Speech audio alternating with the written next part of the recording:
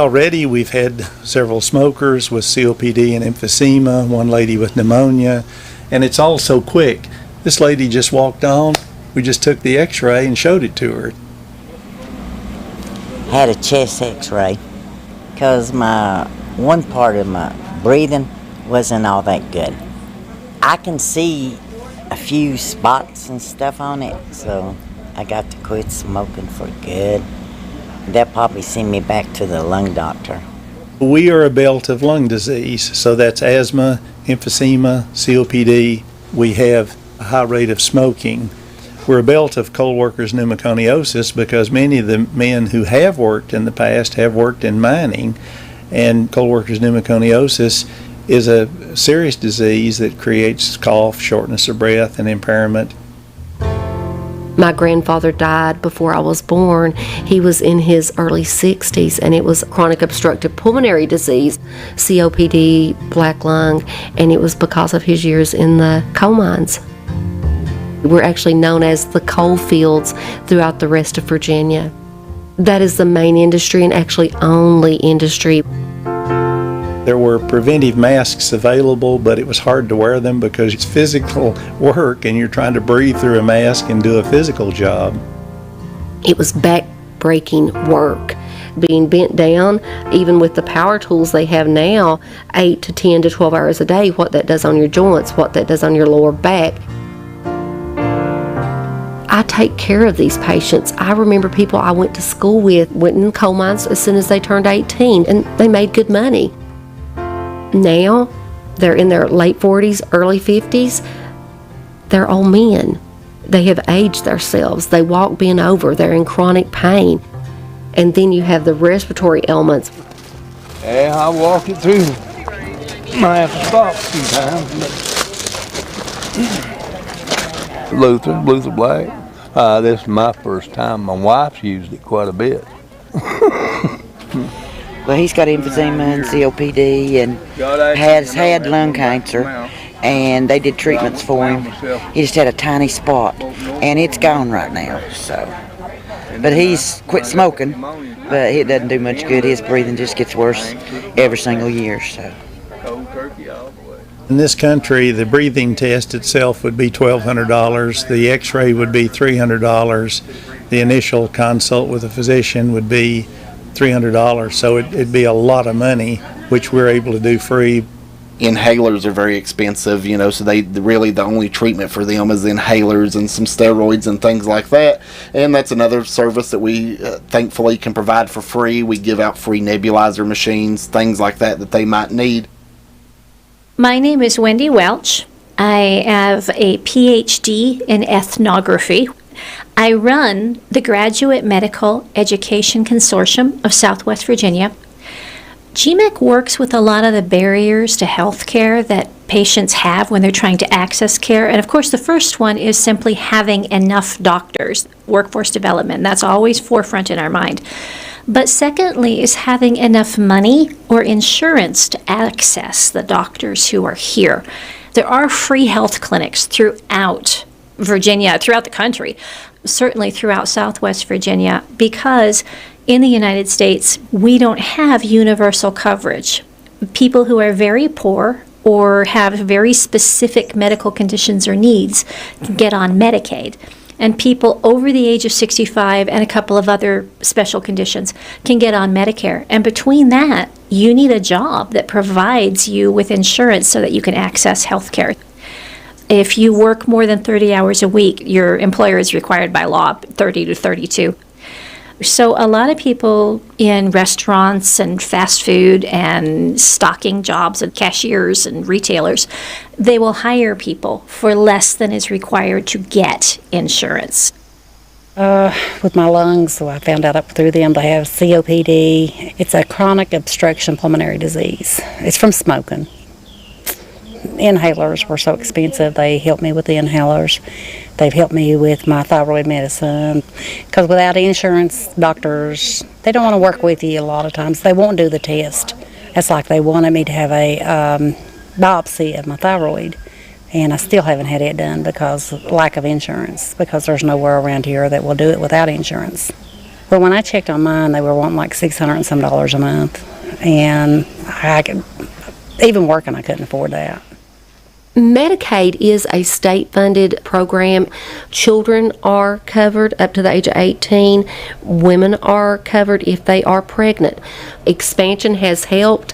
However, it's still not an answer. You've still got very strict requirements. We still have a gap of people, working class people, that are left hanging. A lot of times you will find individuals that are $200 a year too much for Medicaid, so that doesn't necessarily mean that they can afford health care. So that's kind of the gap that we try to fill in, along with seeing those that have the insurance with the high deductibles and things like that. What we often, for lack of a better term, have to call the working poor. People who have full-time jobs with benefits where the benefits underinsure them and make it inadequate for them to be able to access care. Not only when something catastrophic goes wrong, like their appendix bursts, but in simple terms like vision and dental and regular preventive checkups. There's a lot of underinsurance going on in Southwest Virginia. When you go to the doctor, even if you're going to just see a doctor on a regular visit, you're going to have like a copay. So I've got to pay like $60 right when I go. And then you've got deductibles. For example, here in our region, our teachers, they have a $3,000 deductible. So what they have to do is they have to pay $3,000 before anything is ever paid. My wife uses the health wagon a lot. She's seen the chiropractor, she's seen the regular doctor take skin tags off, check for any kind of cancer or stuff there. We just done that last month. Her doctor's appointment and stuff like that, she don't have a copay. But on some of her medicine, she does. But still, that means a whole lot anyway, especially folks around here. Yes, because the things have gone in the downhill direction, sadly, with loss of employment and mines shutting down and migration. The population is dropping 5% per year here in the mountains. With the environmental restrictions which were needed, we only have 500 coal miners left in the county, so young people are leaving. We have a high disability rate. You want me to fill his out for him while you're doing yours? Yes, please. Well, it needed to be signed by her. Well, she can sign it. I can sign it. Well, yearly household income. I get $543 a month. 6,516. You don't have to put nothing on yours while you don't have income.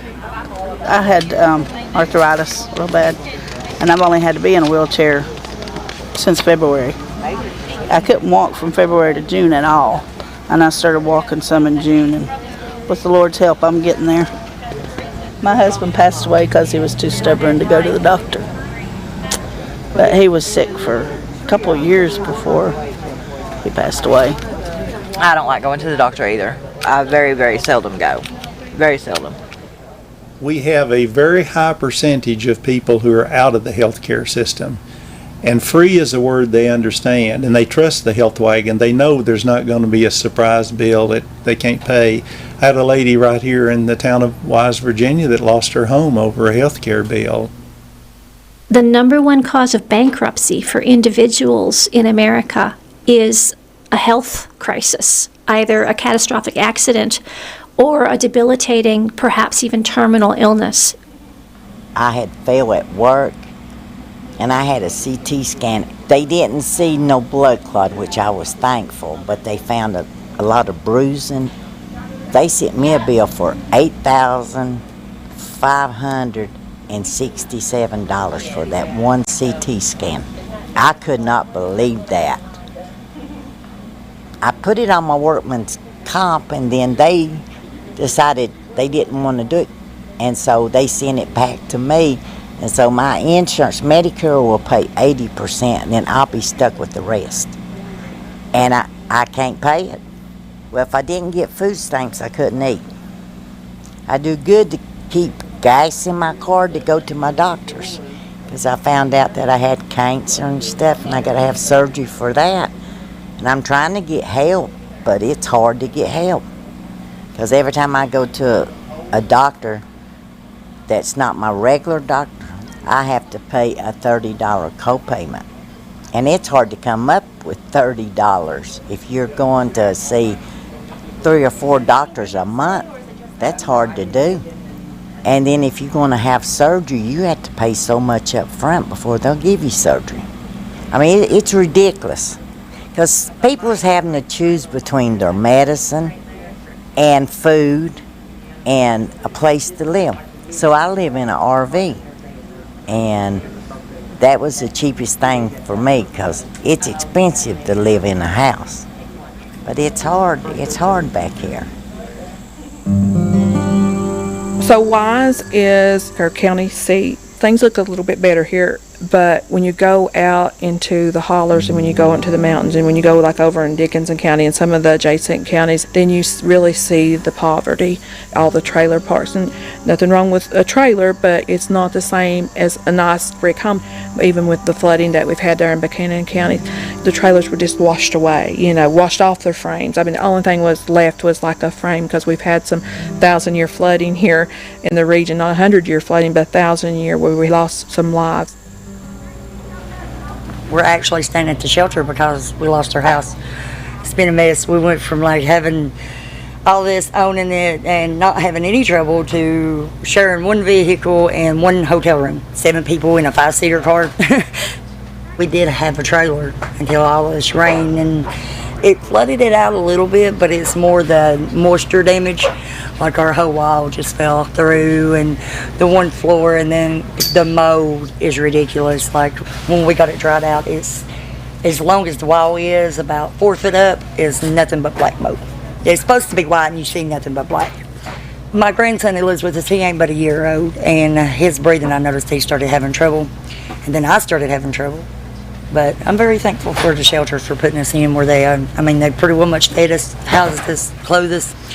It could be worse, is what I keep telling myself. No matter how stressed I get, I just say it could be worse. Because it hurts you, especially when you got kids. You're like, you don't know what to do. You're just a little lost, and they're looking at you for answers, and you don't have them yourself. And then I got one going to college tomorrow, and most of her college stuff was in the trailer. And I mean, it's just, we're having to go through today and find out everything that we got to rebuy. Some of it was brand new, we never even opened yet. She's going to be becoming a nurse. She's actually a nurse practitioner. I actually asked her the other day, I was like, what's made you want to go to college? She said, I've watched you struggle. I said, made me feel bad, but it made me feel good at the same time, because she said, I don't want to struggle like you. And she said that she wants to do stuff that helps the community. It's not just about her making money. She said, I'll get you a good basement in my house. So it's like, how sweet. But she's a good-hearted kid, and I think where she's seen, I mean, I gave them the best that I could, but where she's seen, especially here recently, we said, if we'll do it, figure it out. Even if I got to work 3 jobs, she'll go. My name is Colin Colston, but people call me CJ. I just love to play music and help people out. He is 1 year old. I'm 19. Amazing grace, how sweet the sound that saves a wretch like me.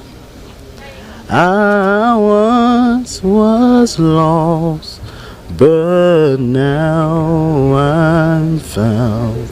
Was blind, but now. Consultant businesses from Carlisle to Crewe reported an underlying operating profit of £258.5 million in the 6 months to the end of September. That was down 22% on the same period last year. The company said this partly reflected a decline in household consumption following the end of lockdown restrictions, but also reflected higher energy and chemicals costs, as well as more than £8 million spent dealing with one-off incidents resulting from dry weather over the summer. The European Commission has proposed a price cap of wholesale energy at €275 per megawatt hour for month-ahead delivery.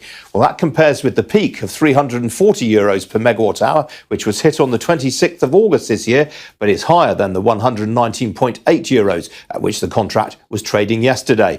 Well, a price cap has been highly divisive in the EU, and the level at which it has been set is likely to disappoint those countries which have been demanding one, as it is seen as too high. Greece has already made clear it is unhappy with the level.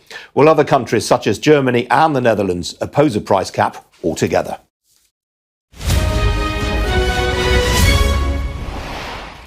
Well, last night's gains on Wall Street were followed by a largely positive session overnight for stocks in the Asia-Pacific region. There were solid gains in each of Tokyo, Hong Kong, Shanghai, Mumbai and in Sydney.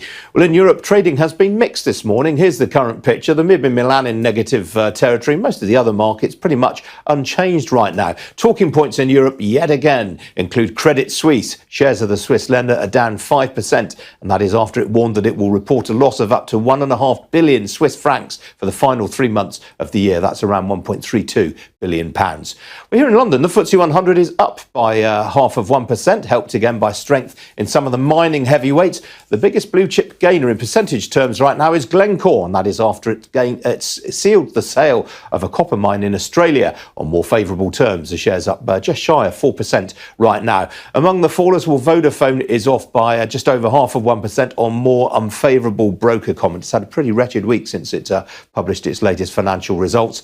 Outside the FTSE, the materials group Johnson Matthey is off a third of 1%. That's after a slight dip in half-year profits, while Pets at Home in the bottom right-hand corner of the screen there, the shares there off by almost 4%, and that is on its results.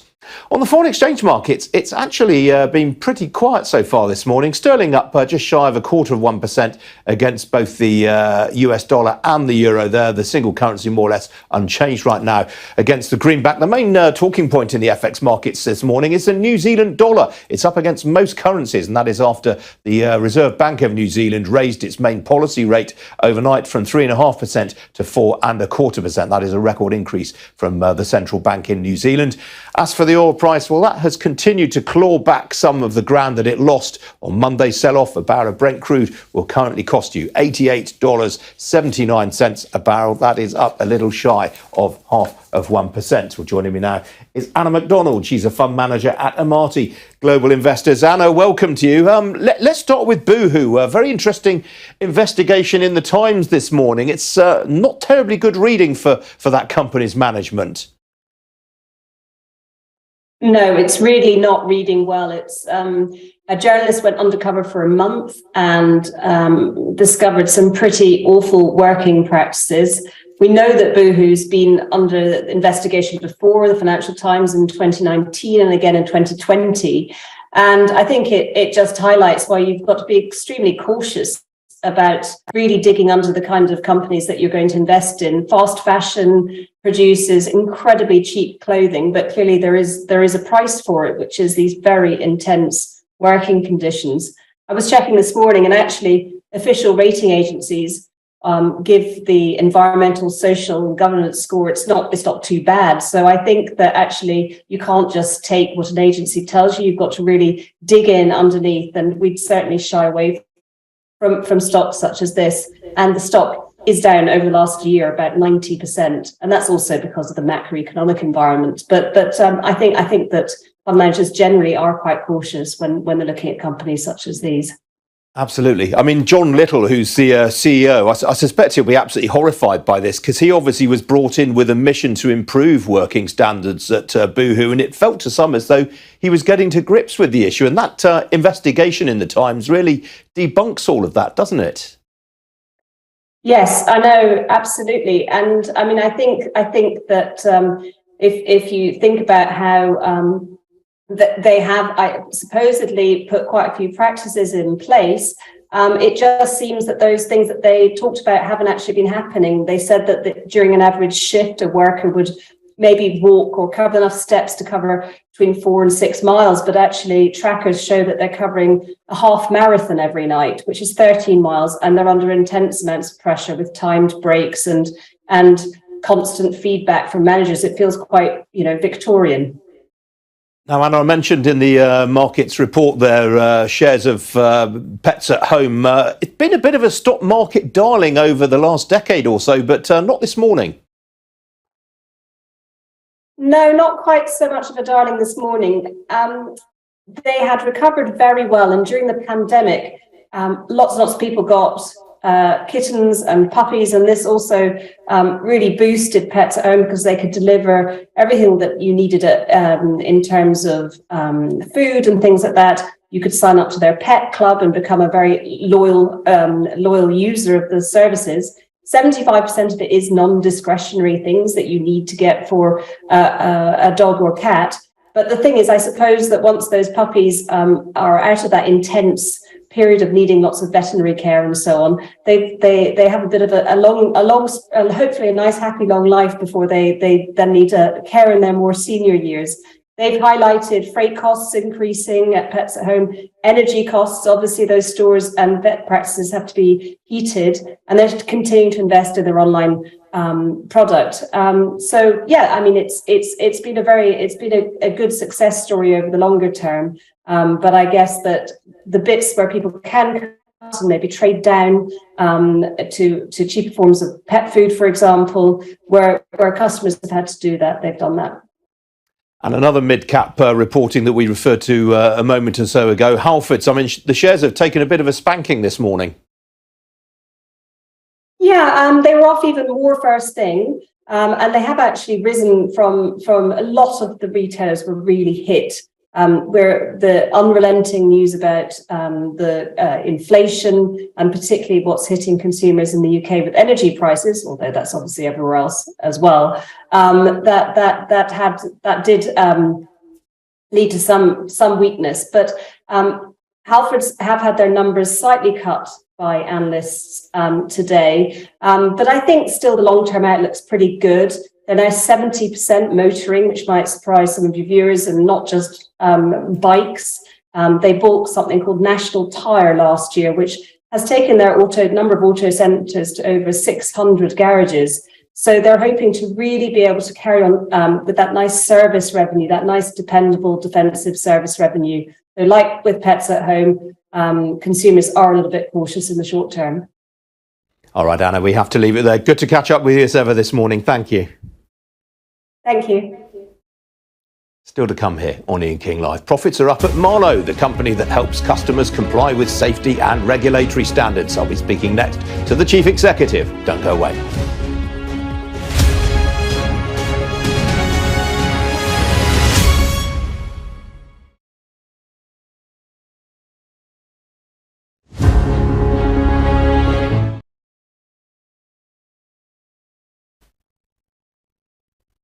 Nigeria, Kenya, Uganda, and Tanzania. And the best part is, SendWave is absolutely commission-free.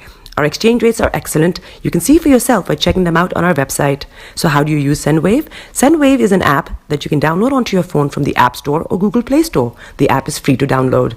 After downloading it, just open the app and enter your name, email, and phone number. That's it. You're good to go. Make sure you use the promo code SR, S for star, R for radio. This promo code will give you £5 free credit to send to Africa on your first transaction. Your money will be delivered to your recipient within seconds. Feel free to call me on 0749 7377 647 at any time. I'll be happy to tell you all about SendWave and help you in any way I can. Remember to use the promo code SR for £5 free credit. Medasse. Hi everyone, it's your girl BB Clement, the author of How to Go From Employee to Entrepreneur and the host of your weekly business show, BB Means Business, the show where we discuss everything you ever wanted to know about business but you were afraid to ask. How do I start my business? How do I raise the finance?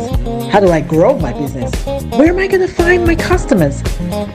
Join me every Tuesday at 1:30 p.m. on Star Radio UK to get all the information and tips that you need to become a successful entrepreneur and become financially free.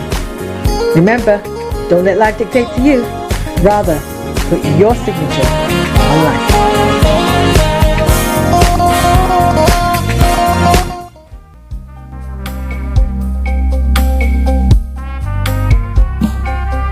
Are you looking for the fastest, reliable, and trustworthy door-to-door shipment company? Well, look no further. When was the last time your family received a shipment back in Ghana on time and in time? You are not sure? Well, Lamb Shippers, we pride ourselves with being the fastest, reliable, and trustworthy shippers you can use. You are assured of a prompt pickup anywhere in the UK by our personnel. They also make sure your items are well packaged to get to its destination in time. When it comes to door-to-door shipment, look no further. Well, Lamb Shippers, contact us on 07939009321 or 07498911820, or you can visit our website www.welllamb.co.uk. You can also drop us a mail, info@welllamb@gmail.com. Well Lamb Shippers, fast, reliable, and trustworthy.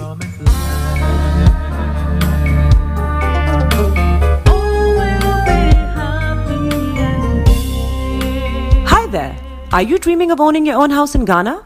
Then you will need a well-documented piece of land that is free from troubles. I highly recommend My Africa Property for any size of land that you will need. With My Africa Property, lands are available in Pram, Sopoli, Tohenia, Ogome, Dodova, Winneba, and many other locations at affordable prices.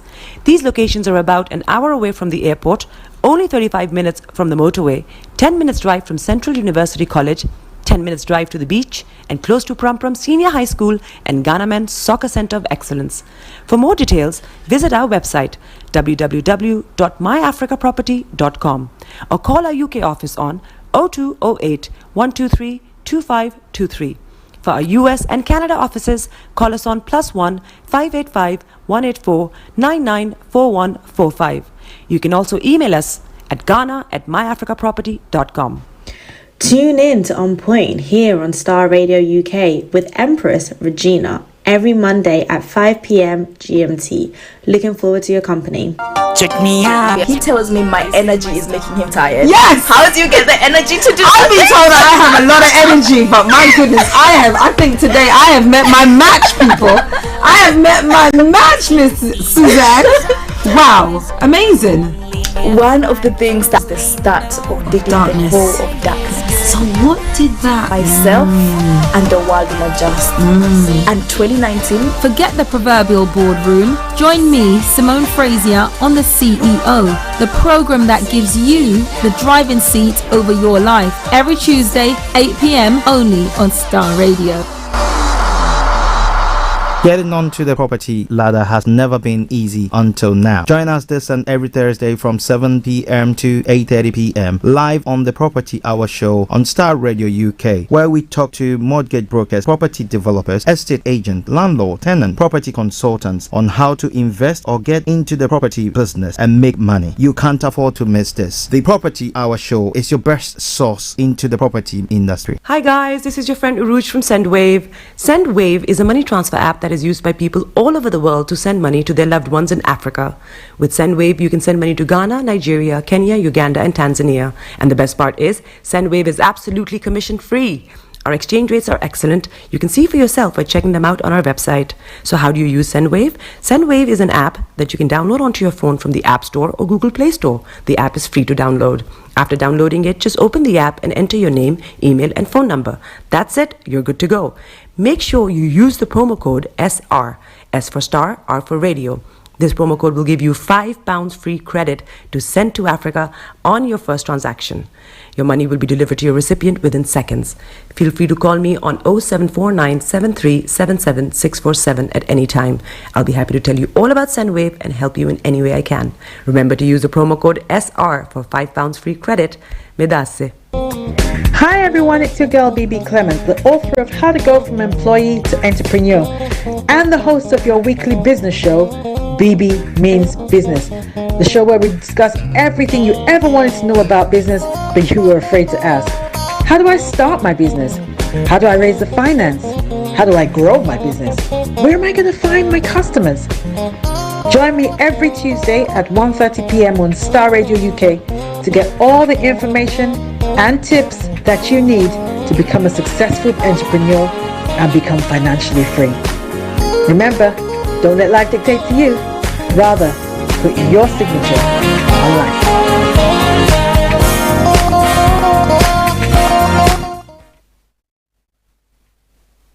Body is your ma. Bekutu, show them you got the cocoa set. Ladies and gentlemen, it's your boy Harry Song, aka Mr. Songs. This is the Kingmaker Baba for the girls. We're here. This is Star Radio. We don't go nowhere. UK, London. We they call them London for home. For here, we they call them London. And that's how you know. Just have fun and stay blessed. The best radio show. Broadcasting worldwide, online 24/7. All around the world. In your car. At work. At home. On your smartphone. This is Star Radio UK. Are you ready to turn it up? 10, 9, 8, 7, 6, 5, 4, 3, 2, 1.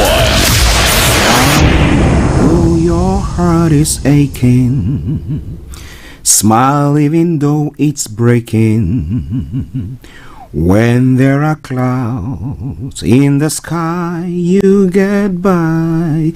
If you smile through your fear and sorrow, smile and maybe tomorrow you find that life is still worthwhile if you just smile. Hey, this is Archie and you are listening to Star Radio UK and The Morning Show.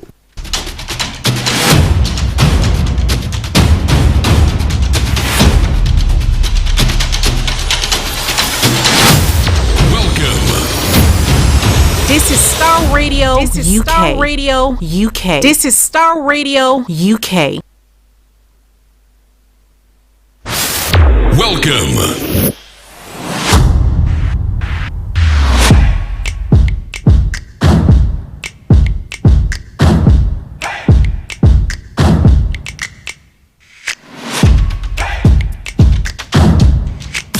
Broadcasting worldwide, online 24/7. Enlighten your day with Star Radio.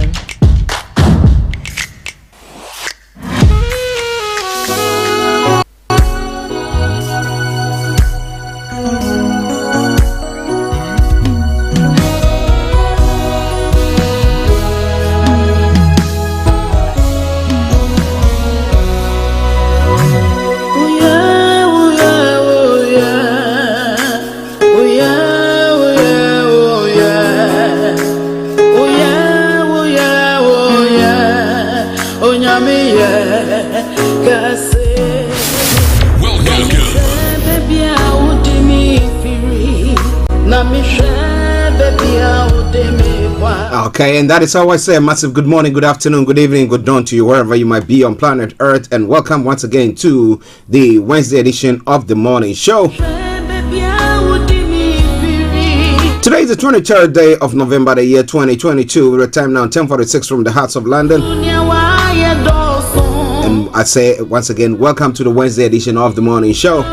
Let's say good morning to my team. Mr. Laimi Koiki working behind the scenes, Mr. Frank Davids, and the one and only able producer, Mr. Francis Guy, who was pulling all the knobs to make sure that everything goes on nice this morning before I got to the studio. That's a massive good morning to you. But please bear with me. I seem to be quite exhausted.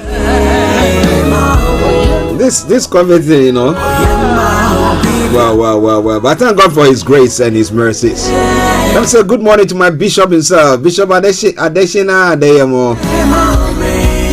I hope you are doing very well, sir. And let me say good morning to all our lovely listeners. Anthony Adedeji in the US. Moyiwa, good morning to you.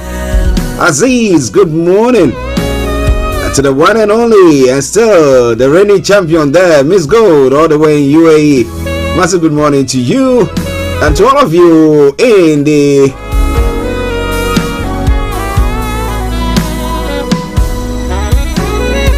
watching the World Cup as well.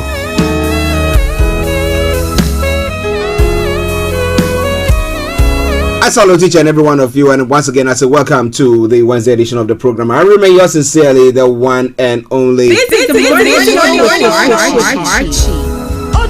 Archie. Wow! For those of you who have just tuned in for the first time, for you who have been there, I know that you know what happens on Wednesdays. I'll be bringing you the quotes for the day, weather forecast will follow suit, then the travel update as well. We'll move on from there to have a look at some of the stories making the rounds across the globe, known as Global Trotting. But this morning, Mr. Olaimi Kweki is not going to be with us, but hopefully this evening he's going to be live with us on Niger Voices. But it's fed me with some news that is making the rounds in Nigeria that I'll be bringing your way.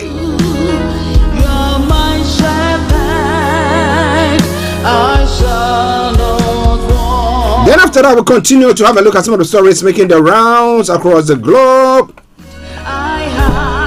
From archaeology to zoology, from Accra to Zanzibar, as I say all the time, it's making the headlines. I promise you one thing for sure, that I'm going to touch on that.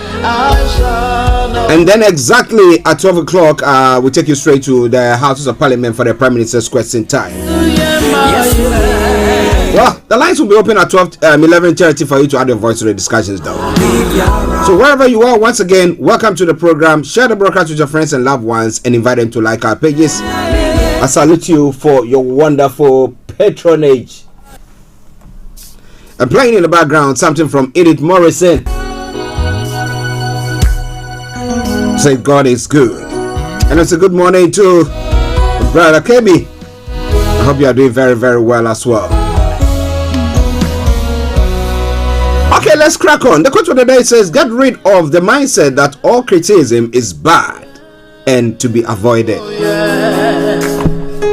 So at times when people criticize you, just listen to it. Take it on the chin. Reflect over it.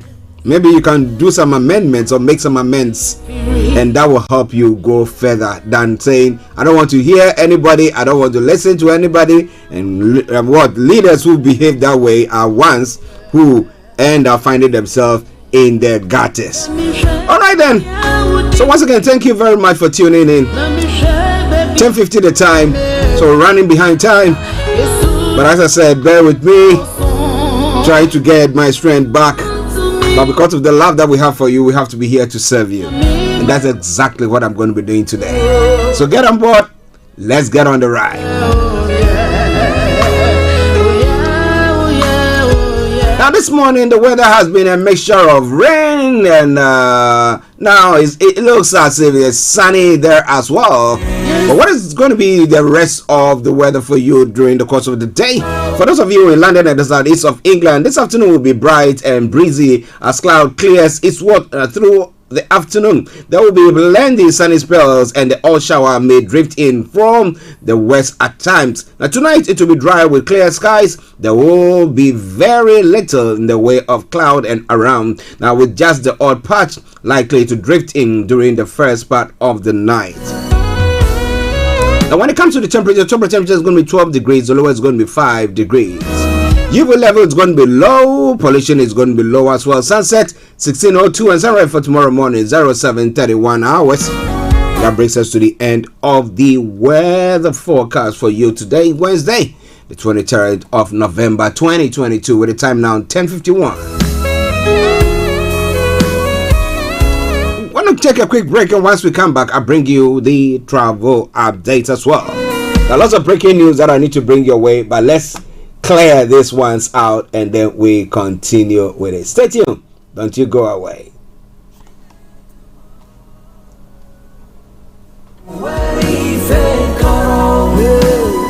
Getting onto the property ladder has never been easy until now. Join us this and every Thursday from 7 p.m. to 8:30 p.m. live on the Property Hour Show on Star Radio UK, where we talk to mortgage brokers, property developers, estate agents, landlord, tenant, property consultants on how to invest or get into the property business and make money. You can't afford to miss this. The Property Hour Show is your best source into the property industry.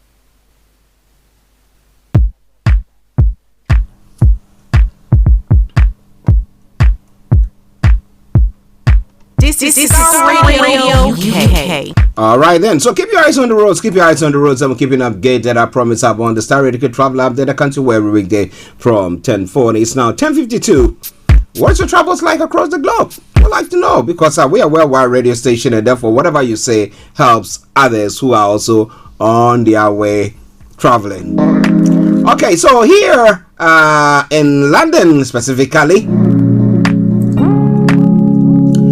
on the underground, apart from the Elizabeth line that's got minor delays due to between Paddington and Reading while they fix a damaged overhead power cable, all the others are in good service. London Tramlink, London Overground, DL are all in good service there as well. I'm moving on straight to the major roads in London. A4, A41, Blackwall Tunnel, Central London Red Routes, North Circular, A406 have all got closures, so please check before you leave. A3 has got several delays. If you can avoid them, do your best to do so. I'm moving on straight to the river bus as well. On the river bus, apart from the Woolwich Ferry, as you know, that's got a special service. All the others have got. You got it? Good service there.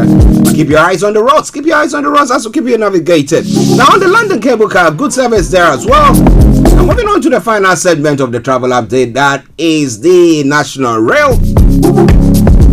Well, on the National Rail, Avanti West Coast has got reduced timetable, and the cross country has got minor delays. Elizabeth line, as I've said earlier, on captured there as well. The Gatwick Express has also got minor delays. The Great Western Railway, minor delays there as well. Southwestern Railways have also got minor delays on some routes. Southern, minor delays as well. The Thames Link, minor delays. The First Transparent Express has got amended timetable affecting travels there as well. So please check before you leave. But on that note, as I do say all the time, good morning, good afternoon, good evening, good dawn to you wherever you might be on planet Earth. Enjoy your commute for today. But you know what? Continue to keep those eyes on the road.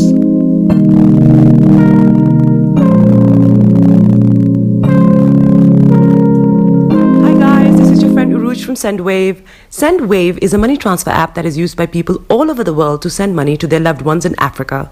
With SendWave, you can send money to Ghana, Nigeria, Kenya, Uganda, and Tanzania. And the best part is, SendWave is absolutely commission-free. Our exchange rates are excellent. You can see for yourself by checking them out on our website. So how do you use SendWave? SendWave is an app that you can download onto your phone from the App Store or Google Play Store. The app is free to download.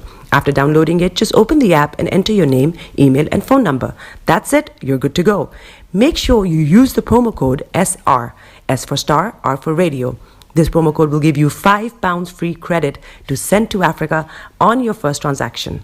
Your money will be delivered to your recipient within seconds. Feel free to call me on 0749 7377 647 at any time. I'll be happy to tell you all about SendWave and help you in any way I can. Remember to use the promo code SR for £5 free credit. Medasse. Yes, welcome back to the program. It is Star Radio UK. Let's go global trotting. Yes, 5 minutes to the top of the hour, but we'll soon give you all the headlines, that the news that is making the headlines this morning. My apologies for that. As I said, yes, bear with me. Been under the weather, trying to do my best to get out of it. Yeah, we will. Why wouldn't we? All right, now breaking news coming from here. Now, judges reject Scottish government's referendum vote case. The Supreme Court unanimously rules that the power to hold a fresh ballot lies with the UK government. Well, so what are we going to see? Is it going to be like what happened in Spain? Well, we had some of the I've forgotten the area. They decided that look, they want to still embark on their referendum, and they did their own referendum. Said that they are getting out, and then the Spanish government, unlocked their anger on them, arresting people, and a few of them running away from the country at the time. But what do you think is going to happen? We will be looking into that one as well. Very, very important story that is making the rounds. And I mean, if you are in Nigeria listening to such stories happening here in the UK, how does it, especially those of you looking at the secession, I mean, we're talking about the Yoruba, we're talking about the Igbo, where here in the UK, but somebody will tell you that with this one, the UK government allowed there to be a referendum. And after that referendum, they said that there couldn't be another referendum till about another 10 years or thereabout. Yeah, So somebody will say, well, they were given the opportunity to do so. The first time they rejected it. So maybe second time around, looking at everything that is going on, they might be given have the opportunity to maybe vote against it. However, it all depends on what the UK government is saying. That is what London is saying. Well, but what do you think about all that? Will the federal government in Nigeria agree to say that, oh yeah, let's give the Yorubas and the middle belt and the southeast, southwest, and the middle belt chance for a referendum? Let's see whether there are people who actually even agree with them. Do you think that will happen? Well, they're going to just jump on this one and say, even the whole UK says that they're not going to allow Scotland to have a referendum, but they've not actually said that, did they? Well, all right then. Buhari unveils redesigned Naira notes today. Well, how much is it going to cost them to destroy the old Naira and to print this one? It doesn't make sense, does it? Okay, we're talking about that. And if you are listening to us, have you seen it? Do you think that it will make any difference? Maybe it will help fight the counterfeiting of the Naira. And maybe it will stop the what do you call them, abductors from abducting people, because if you abduct them and you take any money now, that money is useless. But would that strengthen their hands to rather now say that, you know what, if we arrest you, we want you to pay us in foreign currency, pay us in pounds or pay us in dollars. Get your family to come and pay that before we release you. How is that going to pan out for Nigerians as a whole? I would love to know your take on that. Nigeria, 20 million out of school children are potential Boko Haram members. And that is what Obasanjo is saying. And that is quite a scathing remark. And that is a very interesting one that we'll be looking at in a moment. They are. I mean, as we say, the devil finds work for the idle hand. And that seems to be what he's saying exactly there. But a lot more going to be coming your way from there. River State, Wike presents ambitious appropriation bill to Assembly. We'll be looking into that one as well. And a lot more going to be coming your way from there. Moving on straight to some other stories making the rounds. Well, we know the South African president is here in the UK on an official visit. Ramaphosa urges more climate funding in UK address. They talk about this climate funding and I ask myself the question, where would it go to? What will it be used for? You talk about Ghana. If they give it to Ghana, what is the president? What are they going to be using it for? I know places in Ghana where, because of the weather phenomenon and everything that has gone on, people's lives have been destroyed. I remember some years back when the Circle area, is it Kwame Nkrumah Circle? Is that how they say it? Yeah, I've forgotten it. Yeah, it was flooded. People lost their lives there. I mean, the properties were destroyed. Up to now, there were some people who were saying they've not received any compensation from government or support. So if they give us this money or decide, oh, okay, we'll be giving you this, what will it be used for? Will some people on the top pocket it? Or as some Nigerians will also do, they just take it and say, oh, the money, well, we couldn't find it. And later on, we know that because they invested, they invested in some high interest rate business and just make some profits of it before they toss the money back into the government chest. Now, what is going to happen there? Well, South Africa government workers march across major cities for higher pay while their president is here in the UK trying to negotiate stuff here. Well, we'll be bringing you more on that. Workers struggle to earn a decent living at a Burkina Faso quarry. Now, if you look at that quarry, stone quarry, and you look at the number of people, the pictures that is before me is quite a troubling one. But we'll be telling you more about that as well. Now, Archie has distilled Benkumhini over Galamsey. And let me say good morning once again to my colleague, Mr. KB Bossman. Now, last week, Friday, he brought you a live feed all the way from the Ghana High Commission, where some Ghanaians here in the UK went on a protest to demonstrate against the illegal mining that is going on, destroying the lands, water bodies, and virtually destroying everything there. Well, Dochihina decided that the Benkum Hine, whether he is compromised when it comes to the Galamsey, therefore he's firing him. I'll bring you more on that front. Well, if somebody critiqued the Achihine that, look, you know about this, you know those who are involved in that, and he said, no, I didn't know, and now taking this action. At times even they said that people who have made such statement should come and compensate or pacify, that's the right word, pacify the stool and stuff like that. So what do you think? Well, we'll bring you more on that front. Participate fully in 2023 budget presentation. Kennedy Japan to anti-Ofori Atta demonstration. Is it because he wants to become it wants to a swipe or a chance to become the flag bearer of the MPP? That's why he's making such a statement.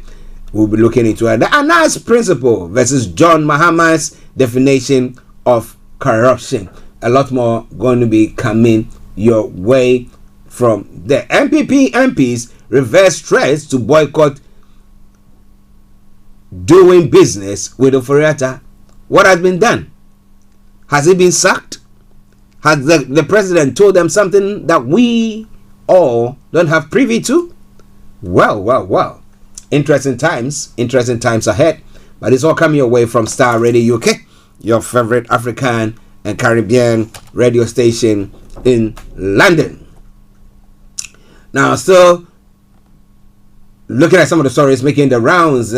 Let's work together to arrive at a feasible budget program upon Nkrumah to majority and minority as well. Well, do you think the minority will agree to that? We'll be looking more into it. It's called Coming Your Way from Star Radio UK. It is your favorite African and Caribbean radio station in London.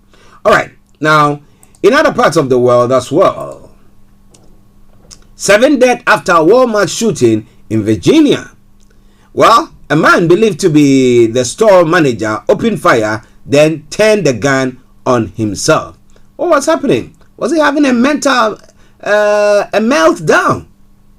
Or what exactly took place? The Supreme Court clears Congress to see Trump taxes. Oh my world. But now that we have Congress being controlled by the so I call them the conservatives or the Republicans, what do you think? How is it going to be panning out for them?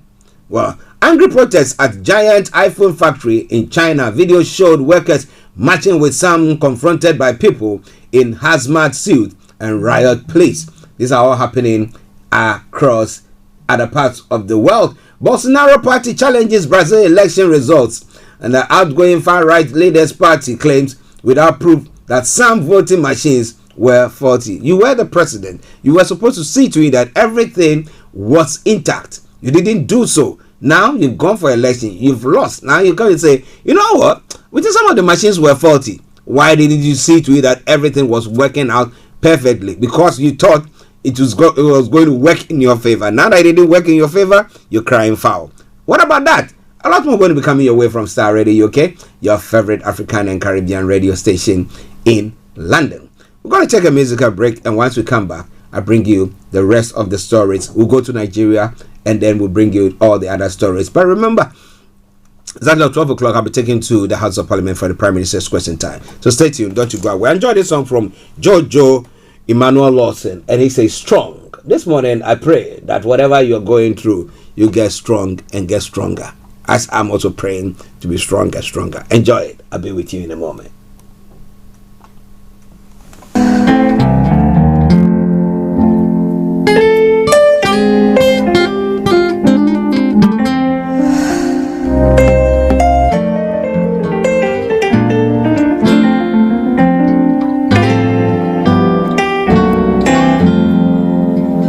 Let the weak say I am strong. Let the poor say I am rich. Let the blind say I can see. It's what the Lord has done for me. Let the weak say I am strong. Let the poor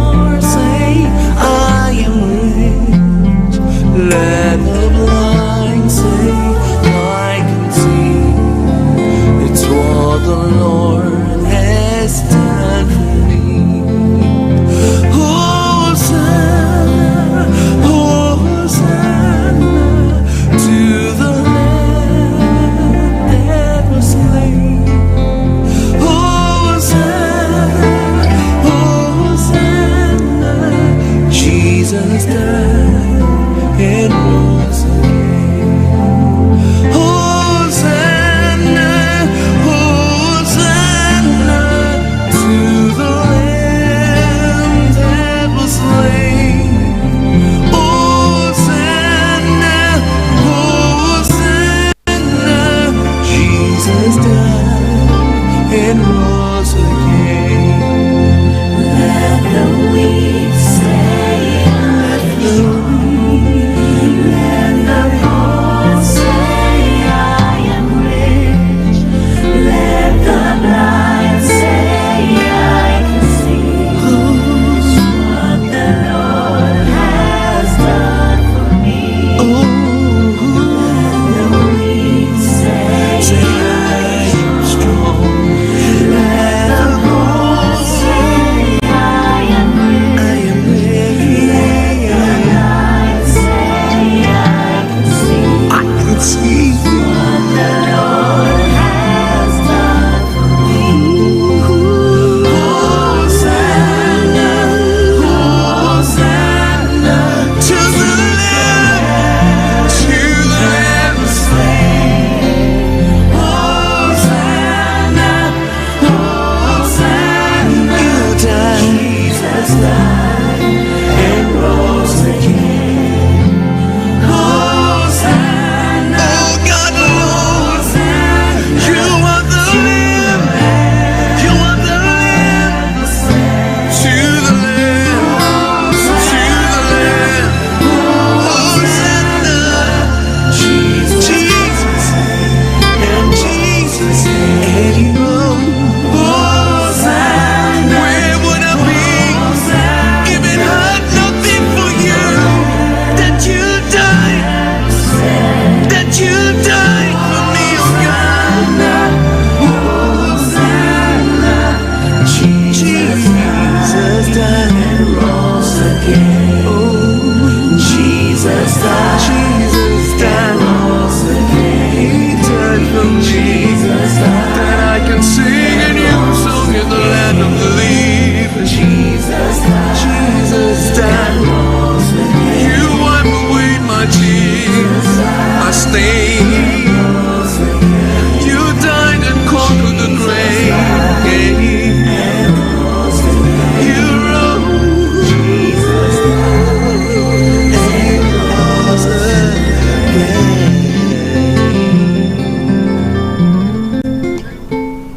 Hi guys, this is your friend Uruj from SendWave. SendWave is a money transfer app that is used by people all over the world to send money to their loved ones in Africa. With SendWave, you can send money to Ghana, Nigeria, Kenya, Uganda, and Tanzania. And the best part is, SendWave is absolutely commission free. Our exchange rates are excellent. You can see for yourself by checking them out on our website. So how do you use SendWave? SendWave is an app that you can download onto your phone from the App Store or Google Play Store. The app is free to download. After downloading it, just open the app and enter your name, email, and phone number. That's it, you're good to go. Make sure you use the promo code SR, S for star, R for radio. This promo code will give you £5 free credit to send to Africa on your first transaction. Your money will be delivered to your recipient within seconds. Feel free to call me on 0749 7377 647 at any time. I'll be happy to tell you all about SendWave and help you in any way I can. Remember to use the promo code SR for £5 free credit. Medasse. Hi everyone, it's your girl BB Clement, the author of How to Go From Employee to Entrepreneur and the host of your weekly business show, BB Means Business, the show where we discuss everything you ever wanted to know about business but you were afraid to ask. How do I start my business? How do I raise the finance? How do I grow my business? Where am I going to find my customers?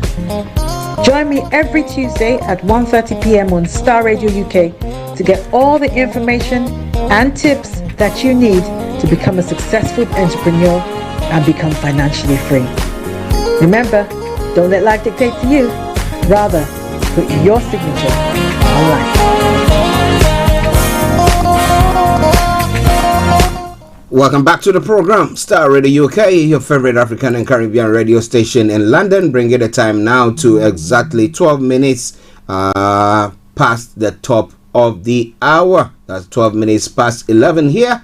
And it is the Wednesday edition of the morning show. It's now time for updates from Nigeria. We'll see whether Yomi can still join in. As I said, he was working on some issues there, but if he can join in, he will hop on to join in. If he can't, then that means that this evening exactly at 18 hours BST, 18 hours GMT, that is GMT plus 1 for those of you in Nigeria, he'll be bringing you Niger Voices, where you'll be looking at all the other stories making the rounds. But a quick announcement and then we continue. Well, BB Clement, one of the presenters on Star Radio UK, the presenter of BB Means Business, was writing her second book, and launching is taking place on the 3rd of December at the Word of Life Church, 72A, Mayswood Road, London, SE12 9RP, SE12 9RP. Nearest station is Grove Park. The time is 4 to 6 p.m. prompt.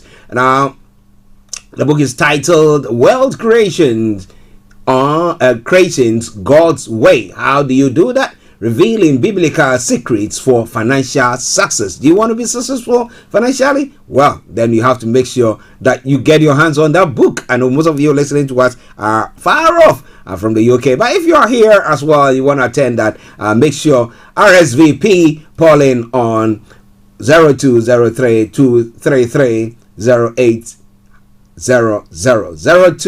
0203 223 0800. Get in touch with them and they will help you on that front. But it is Star Radio UK.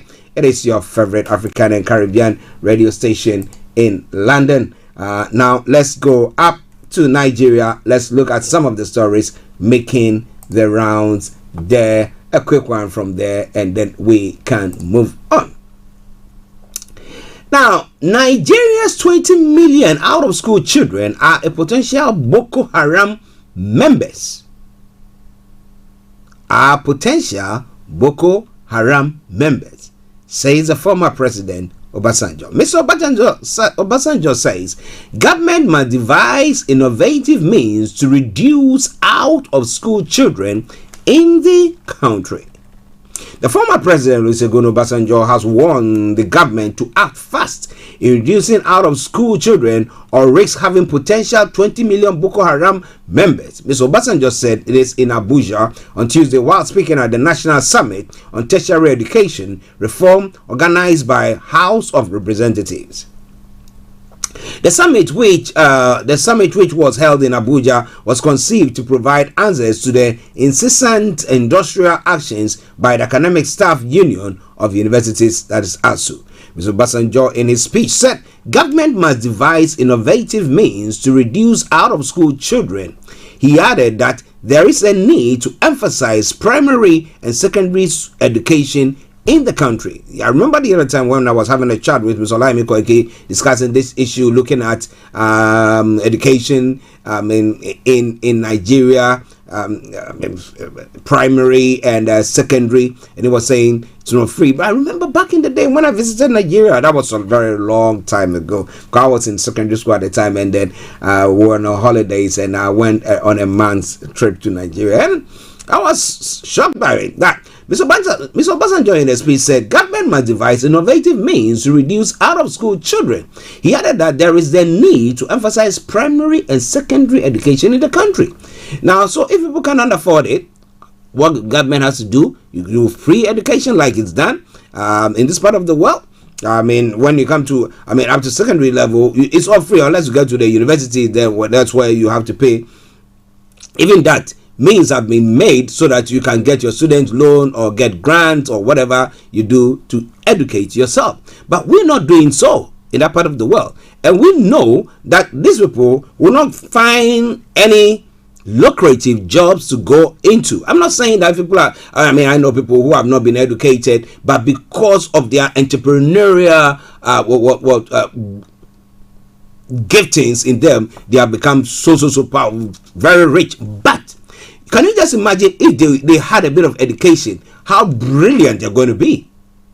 Okay, so the basics, you need to know how to calculate, you need to know how to communicate, you need to know even when somebody brings your account, you should be able to tell this and this and this and this is what I have there, blah, blah, blah, blah.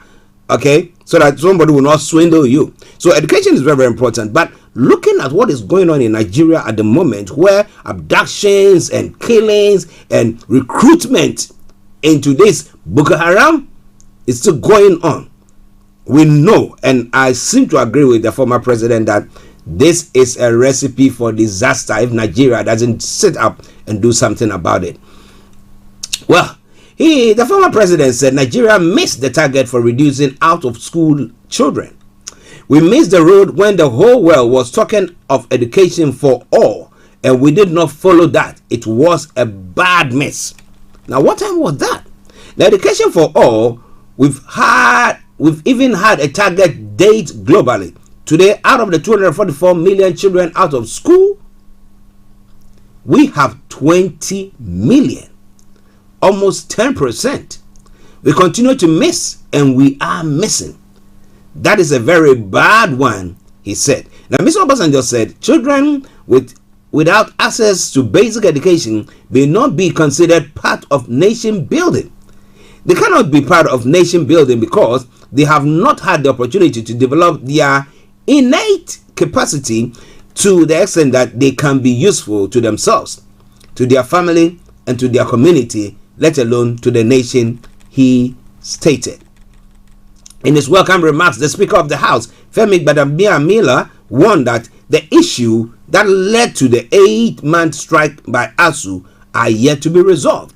He informed the audience that the House seeks to get answers to resolving the crisis in the tertiary education sector. Now, the end of the strike did not mean all the issues of funding, education standard, and student staff and welfare had been resolved. At the time, I called for the government, universities, unions, and citizens to see the moment as an opportunity to begin the critical conversation about the future of public tertiary education in the country, he said. So, coming your way from Star Radio UK, your favorite African and Caribbean radio station in London.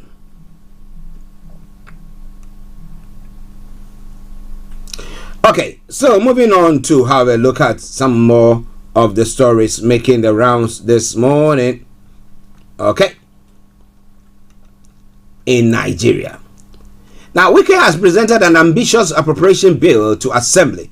Now, River State Governor Nyesom Ezenwo Wike has presented the 2023 appropriation bill to the State House of Assembly for consideration. This is the highest appropriation bill to be projected by his administration since assuming office in 2015. Now, Wike christened the budget of consolidation and continuity, anchoring it on the assumption that crude oil price benchmark will be $70 per barrel. Now, Governor Nyesom Wike has presented the 2023 appropriation bill of 550.7 billion naira, tagged Budget of Consolidation and Continuity, to the House of Assembly for consideration. Presenting the budget yesterday in Port Harcourt, Wike said his administration projected 351 billion as capital expenditure for the 2023 fiscal year. He said this amount represents about 63.2% on the total budget and conforms to our practice of prioritizing capital expenditure over recurrent. Now, and the capital expenditure, Wike said that the state will spend 114.3 billion naira on infrastructure, 37 billion naira specifically on education, and 31.5 billion on health. Now, he said accordingly, the sum of 114.3 billion naira is provided in the 2023 capital budget estimate to fund the completion of ongoing roads and other physical infrastructure projects awarded by our administration. In the 2023 budget proposal, the governor said his administration had also proposed a recurrent expenditure of 175.3 billion naira, representing about 31% of the total budget for the year 2023, for the 2023 fiscal year. This all coming your way from Star Radio UK. updates from Nigeria coming your way this morning. Well, we talked about the fact that the Central Bank of Nigeria had decided to go on a path of issuing new Naira notes. Well, the first look of the new 200, 500 and 1,000 Naira notes after Buhari unveiling on Wednesday. President Muhammad Buhari has finally unveiled the new 200, 500 and 1,000 Naira notes in Abuja. The new Naira notes were presented precisely 28 days after the governor of the Central Bank of Nigeria announced the decision. The CBN has also decided to change the date on which the Naira notes will enter circulation and become the new legal tender.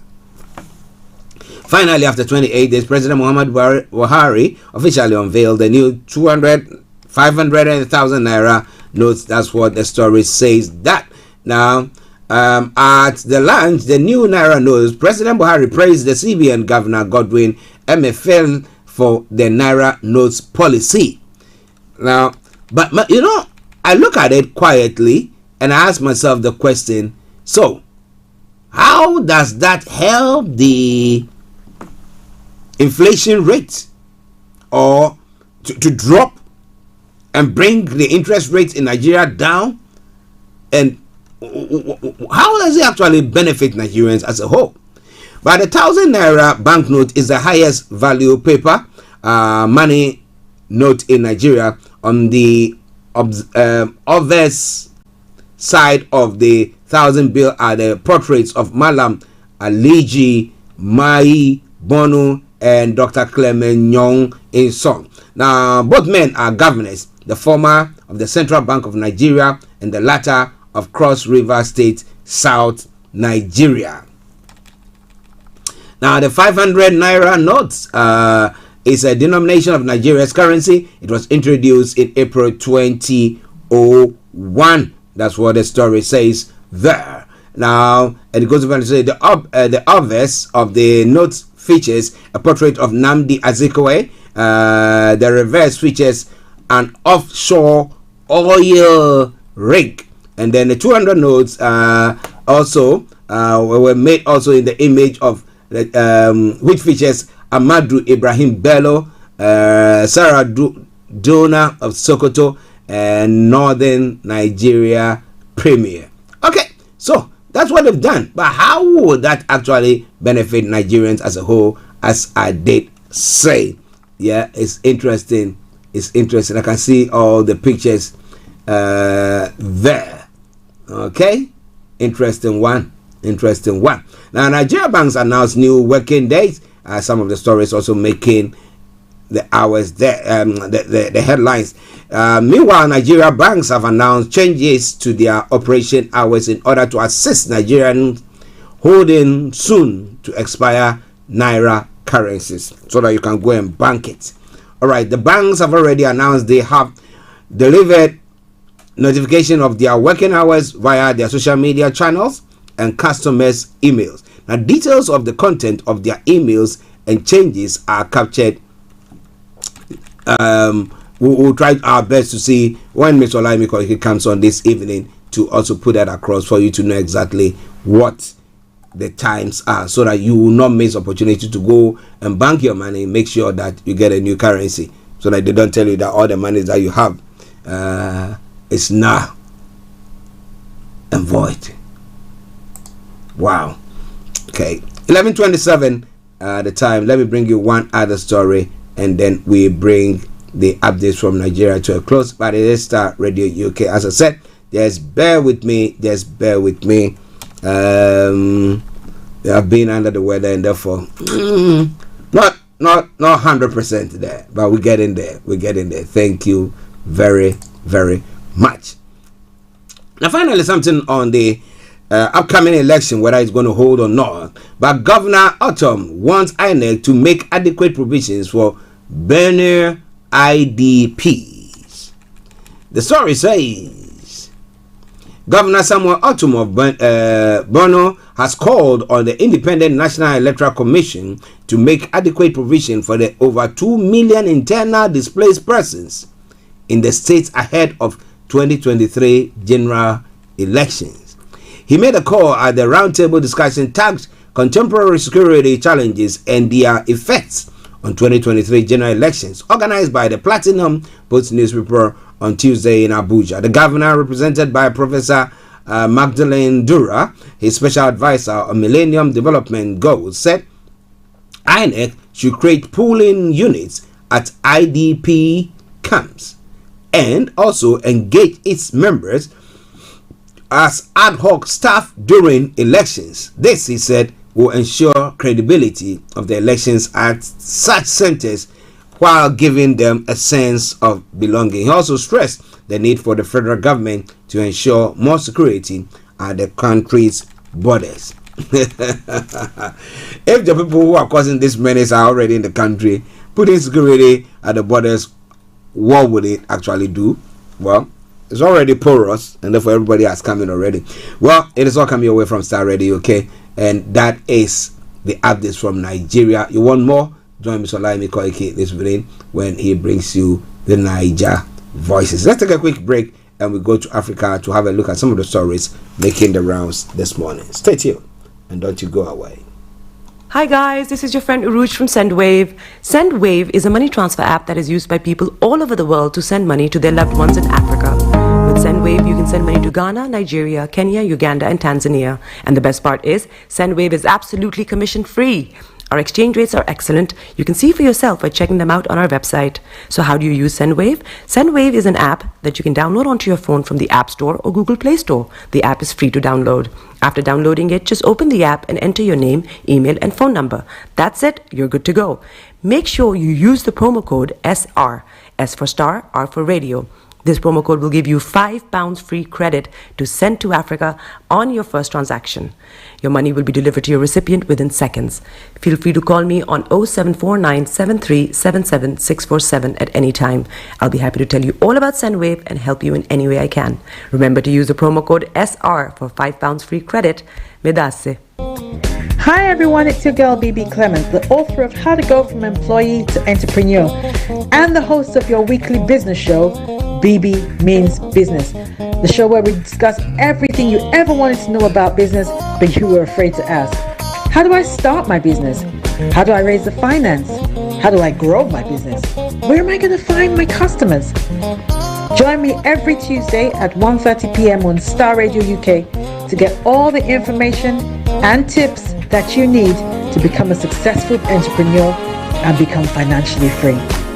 Remember, don't let life dictate to you. Rather, put your signature on life. Welcome back to the program, Star Radio UK.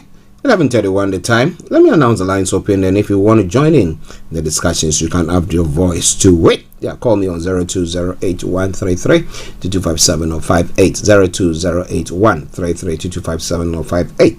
If you happen to be in the US, Canada, or the Caribbean area, it is 001-718-303-2737 001-718-303-2737. Just get in touch with us and make sure that you enjoy the program as well.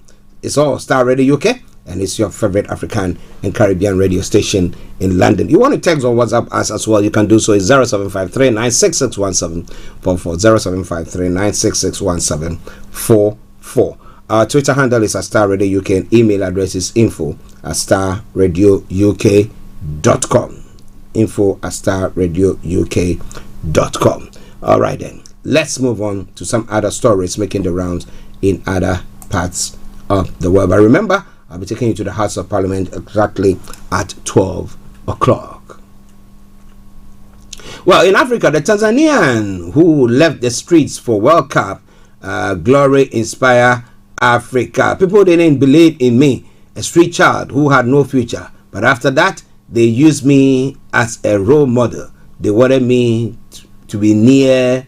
Okay, it's quite an interesting piece there. It says that, well, the remarkable story of the meteoric rise of Angolan best golfer Victor Macau, who's gaining international recognition. Also that of Muthupi Poba the math teacher who learned the low-cost solar-powered scientific calculator to help people improve their math scores in South Africa and in Tanzania. Plus later on the show, okay, those are some of the stories that is making the rounds there. But, well, if people are achieving, why not? Let them continue. And that is what we want. We want to sing the unsung. Okay? Well, interesting. A very sad one. At least 37 people are dead in Nigeria. Bus crash there as well. It's one of the stories making the rounds there as well. 31 people dead after a bus crash in Nigeria. DRC 2 died from lightning strikes at displaced persons camp. Oh, how worse can things be for you? You've been displaced, now you end up having lightning strike at you as well. Oh goodness.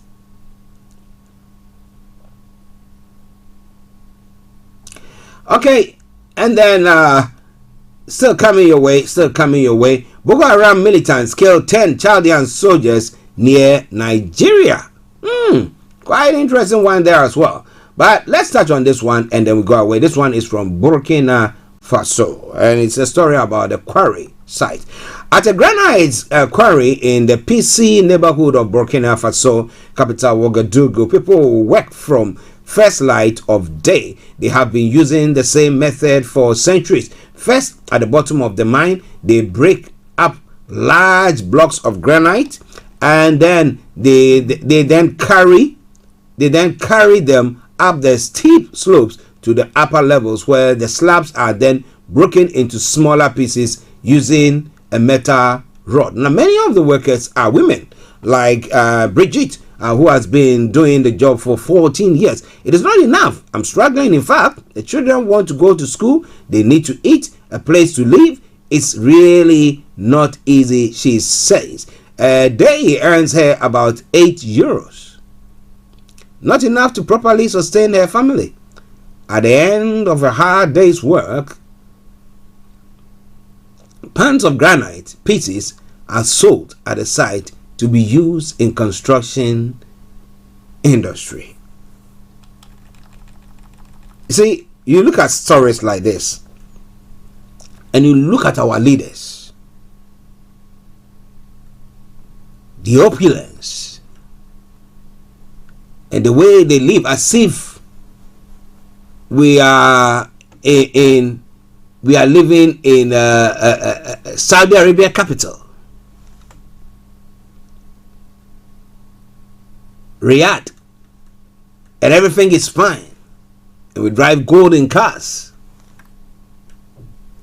But you look at the majority of our people, and they are actually suffering, scratching the bottom of the barrel to make ends meet. Now, we have Obasanjo who made a statement this morning that the 20 million children who are out of school in Nigeria are a menace because they are potential Boko Haram members or recruits.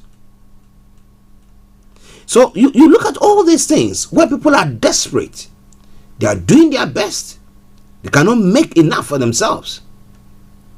And you ask yourself the question, why do our leaders just sit in that place, at the presidential palace or whatever they call them, and then just make sure they are eating, enjoying life, doing whatever they are doing, and thinking this is the whole of that country and everybody is all right?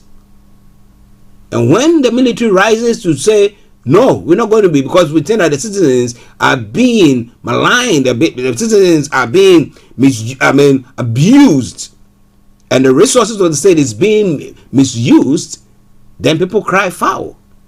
Some say, oh, let democracy work. And I ask you that, let democracy work. And what? 8 years, the person will be in power, let's say first and second term, and they ruin the whole thing, and then we bring another one, let democracy work, and they also come in, do the same thing, and let democracy work, and the poor get poorer. I don't get it. Honestly, I don't get it. Maybe one day somebody will be able to tell me what they think.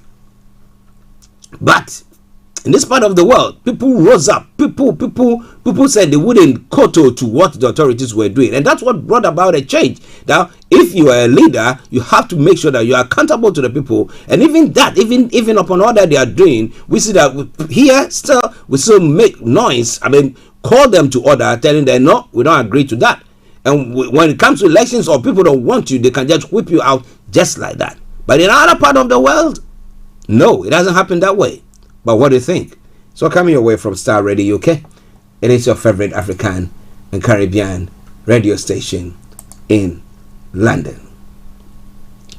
I did say earlier on that last Friday, because I was under the weather and I couldn't come in after that COVID battle, my colleague KB Bossman, who normally brings you the property hour and the Faith Talk, had to now bring you a live feed from a demonstration that was taking place at the Ghana High Commission, and that was pertaining to illegal mining, popularly known as galamsey.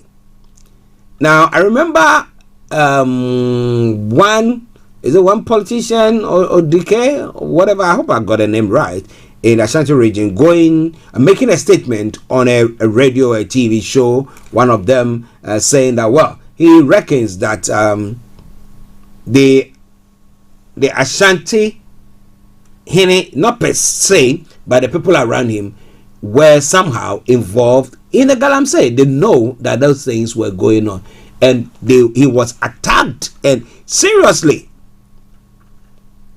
bad, and he had to come and apologize and all that.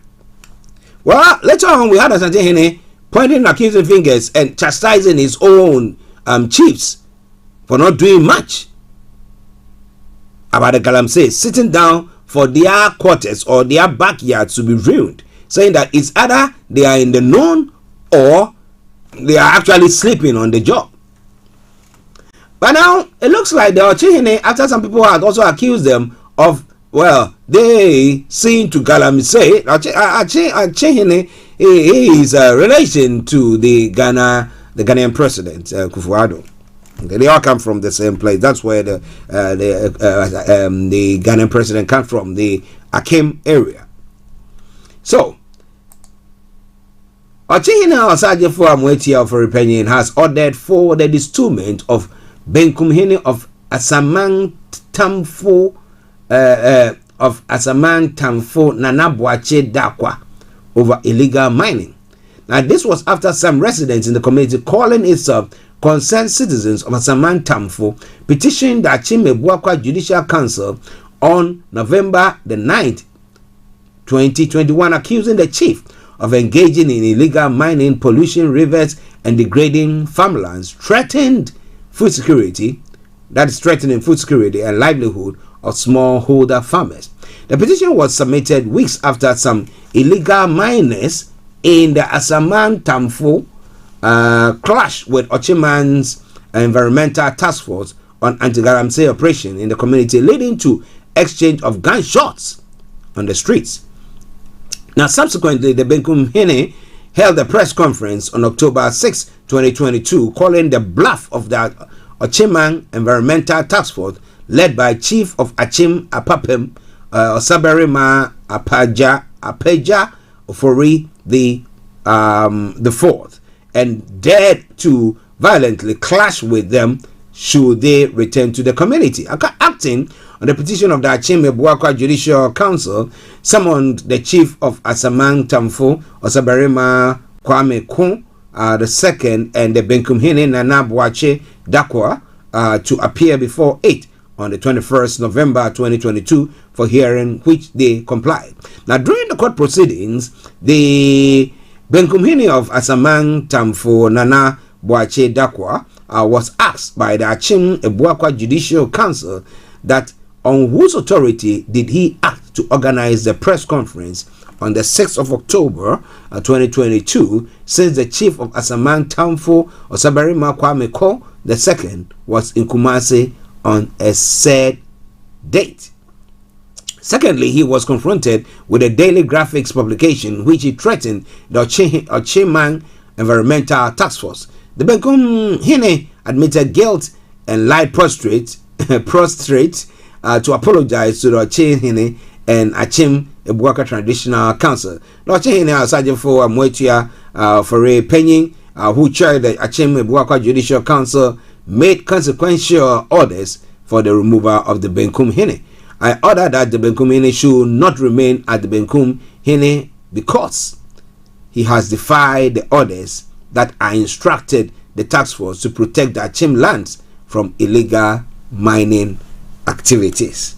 Now, do you think that this step that he's taking will now be a precedent to anyone who is seen or who is undertaking such illegal mining, or is just a farce? Just do something. A friend of mine will say hanya to see whether people will be scared or something of the sort. But what do you think? It's quite an interesting one. Maybe there's something he has to also fire some people in his but what he would say that, well, I've told them and maybe they are doing what, but this one he decided to went to the press, made a press statement saying that if they're there, the task force should come and they will see what I will do to them. And well, that's what has been said there. But what do you think? It's all coming away from Star Radio UK. It is your favorite African and Caribbean radio station in London. Now, Baumia will come third in the MPP presidential primaries. Hobson Adoye is saying there. Former New Patriotic Party parliamentary hopeful for Bong Katamanso Hobson Adoye has said there is no way Vice President Dr. Muhammadu Baumia will be the flag bearer of the party for the 2024 election. According to him, the Minister for Trade and Industry, Alan Chermanting, is going to win the party's presidential primaries because he has the support of the grassroots of the party. Adoye, who made these remarks on a radio in a radio interview, said that Dr. Baumia will take the third position at best during the MPP's primaries. Mark this down. Baumia will come third in the general primaries. Trust me, MPP members know what is good for the party. I have been telling people that there is a spirit in this part. Now, do you think that because of where he hails from, that because he's a Northerner and the MPP has not seen a Northerner leading it before, unless a Northerner had led it, and I don't know, because they have the Jumbo, what did I say? Is it Jumbo?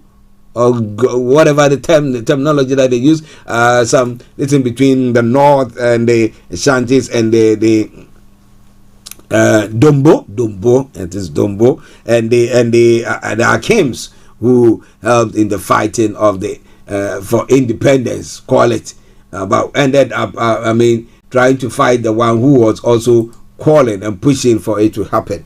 But well, what is going to happen to Baumia? And would that, if he doesn't get a position, would actually turn the MPP against itself? Because they seem to align to the fact that it should always be the Akans who are leading, and then they will have a running mate either from the north. What do you think? I would love to know what is happening there. All right, there has there ever been an MPP presidential candidate who hails from the central region? Talk less the Volta region. I'm not sure that I've heard anything of the sort. Maybe you need to educate me on that. But it's all coming away from Star Radio UK. Now, moving on to one other story, and then we come straight to other parts of the world as well. The MPP MPs have reversed threat to boycott doing business with Oforiatta, and what has been given to them? That's the question I've been asking.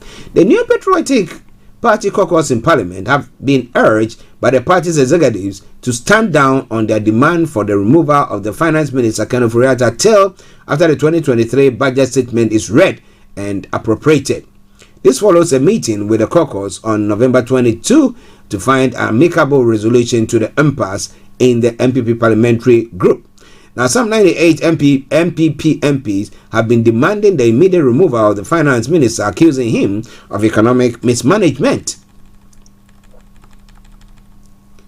But it goes on further to say, while a meeting with the president had claimed at calm tempers, a motion of censure filed by the minority against the minister had reignited calls for the minister's removal, according to the MPP communique signed by the majority chief whip Frank Anor-Dompre. The MPP General Secretary Justin Kodua Frimpong, the party has resolved that the president will act on the earlier demands of the MPs after the 2023 budget has been read and appropriated. Well, what do you think? Some comment that have come about that says, Kofi says it is a big joke. Now, Yao Tutu also says it's long overdue. They were just raising unachievable hopes, like the boss himself. Talk, speech, and nothing. Nicholas, also commenting on that story, has said that politics without principles. They stand for something, you stand for it until you get it. You don't back down. Or because maybe they dangle a bit of carrot before you just change your mind. Truth to Power also have said that I knew it would come to this. I really wish they had proved me wrong. Spineless and corrupt bunch. Posterity will judge them forever on the wrong side of history. God be with us all. And with you too. And let the church say amen. Amen. All right, listen to Star Radio UK. Now let's move on to other parts of the world to look at some of the stories making the rounds. Well, information that is coming through, that came through about an hour ago this morning. U.S. shooting, 7 dead after Virginia Walmart attack took place. At least 7 people are dead after a gunman opened fire at a Walmart supermarket in Chesapeake in the U.S. state of Virginia. Officials have said a man believed to be the store manager opened fire, then turned the gun on himself and is now dead. The city of Chesapeake earlier tweeted to confirm an active shooter incident with fatalities. Multiple others were injured in the shooting. The attacker's motive remains unclear. The police told reporters that the attack happened 22 hours local time, that is 3:03 hours GMT. Footage appeared online which appeared to show an eyewitness wearing Walmart uniform describing what happened. He said he had left a staff room which a manager then entered and opened fire. Sadly, we lost a few of our associates, the man said, clarifying that he did not know how many of his colleagues were shot. Now, police spokesperson Leo Konsinski said the shooting was believed to have happened inside the store and that the suspect acted alone. A sad one. Walmart said it was shocked at this tragic event and that it was working closely with law enforcement to come out with the truth or what happened behind the scenes. So that is all coming away from Star Radio UK.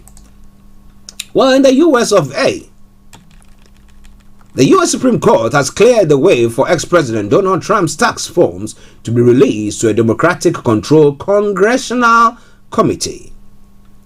The justices rejected Mr. Trump's bid in October to block a lower court's ruling that granted the panel request for his financial records. The move is a blow to Mr. Trump, who has 4 years kept his returns sealed.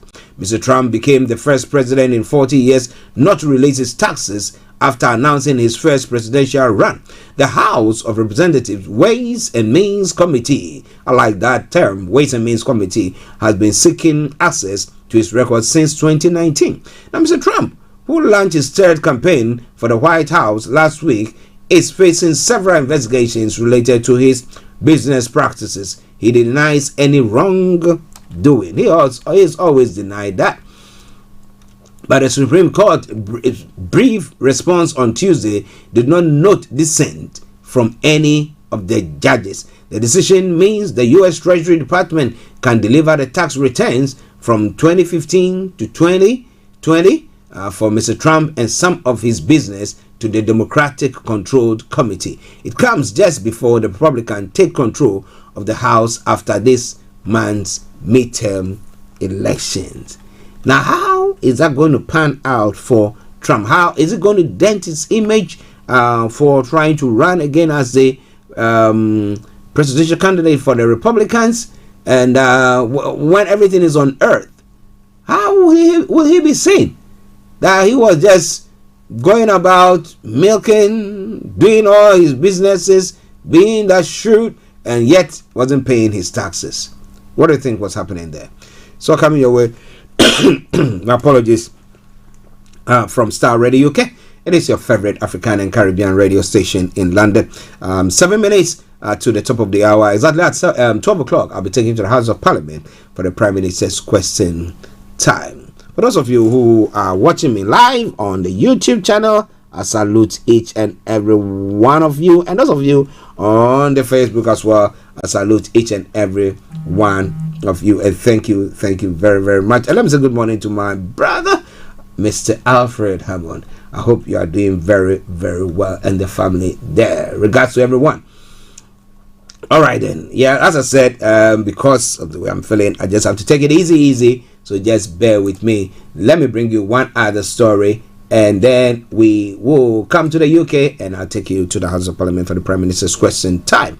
Now, Bolsonaro party has challenged Brazil's election results. The far-right party of Brazil's outgoing president Jair Bolsonaro has challenged some votes in October's election that saw him lose narrowly to the leftist Luiz Inácio Lula da Silva. The Liberal Party asked the Electoral Court to reject ballots from certain voting machines, which it claims were compromised during the second round. The court has now given the party 24 hours to amend its petition to include the first round of voting. The same machines were used both times.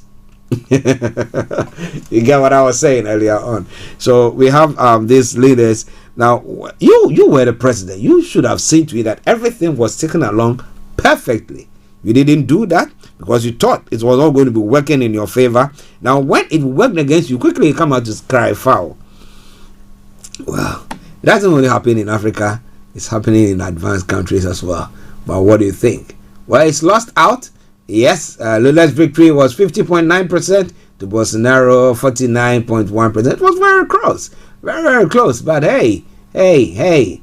Well, he I don't know whether he's conceded per se, but he said that he was telling a friend, one of his people, whether it's security or one of his men, that look, they will miss us. So at least you know that he means that he was going, right? Okay then, Star Radio UK. Those of you watching the football and enjoying it as well, kudos to you. Now, a final one, and then we come to the UK. Now, angry protests at a giant iPhone factory in Zhengzhou in China. Protests have erupted at the world's biggest iPhone factory in the Chinese city of Zhengzhou, according to the footage circulated widely online. Now, video showed hundreds of workers marching, with some confronted by people in hazmat suits and riot police. Now, those live streaming the protest said workers were beaten by police. Videos also showed clashes. Now, the manufacturer Foxconn said it will work with staff and local government to prevent further violence. In a statement, the firm said some workers had doubts about pay, but that the firm will fulfill pay based on contracts. It also described patently untrue rumors that new recruits were being asked to share dormitories with workers who were COVID positive. Now, dormitories were disinfected and checked by local officials before new people moved in, Foxconn have said. Well, it's all coming your way from Star Radio UK. What is happening in other parts of the world? Finally, let's come to the UK front. Now, Christmas strikes don't make me a grain. The union boss is saying the RMT boss Mick Lynch defends strikes that will cause major disruption in December. Well, you know, I like people standing for themselves, standing for their rights. But at times I ask myself, when modernization is taking place, so we talk about these rail workers, okay? Now, we're getting to a point where back in the day, you hop on a bus and there is the bus driver, there is a conductor who checks your tickets before you get on. It got a point where now when you go, you have to pay the bus driver and then you get on. Now it's gotten to a point, right? All that you have to do, you just touch The bus driver is there. You just touch and go. Then whether you have your card or your Oyster card or your bank card, you just touch, and then you get on it. So there have been modernization. So those conductors are no more. Now, if you travel on the DLR, you find out that there are no drivers. So the train just moves automatically. So modernization is getting to a point where machines are taking the jobs of human beings. But we want to still say, no, you are an investor, okay? Make your profit, but don't say that we have to do more. If you want to get rid of us and maybe you let machines work more so that you can get more profit. No. But when people are investing their money, they are also looking at their profits. Okay, I don't know, but I don't know whether this union will look at it that look there is a need for modernization, but maybe people have to be retrained and taken to other sectors or to work in other sectors. But well, they are saying they're going to be embarking on these strikes over the time, so we'll watch very closely how the Christmas is going to pan out. But the bigger story.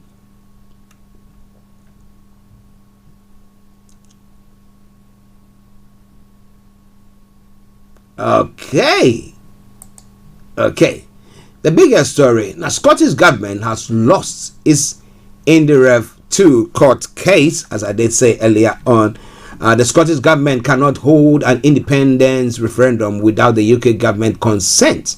The Supreme Court has ruled. The First Minister Nicola Sturgeon wants to hold a referendum on 19th October next year, but the court ruled unanimously that she does not have the power to do so. The UK government has so far refused to grant the former consent for a vote that was in place before the referendum in 2014. Now, Court President Lord Reid said the laws that created the devolved Scottish Parliament in 1999 meant it did not have the power over areas of the Constitution, including the union between Scotland and England.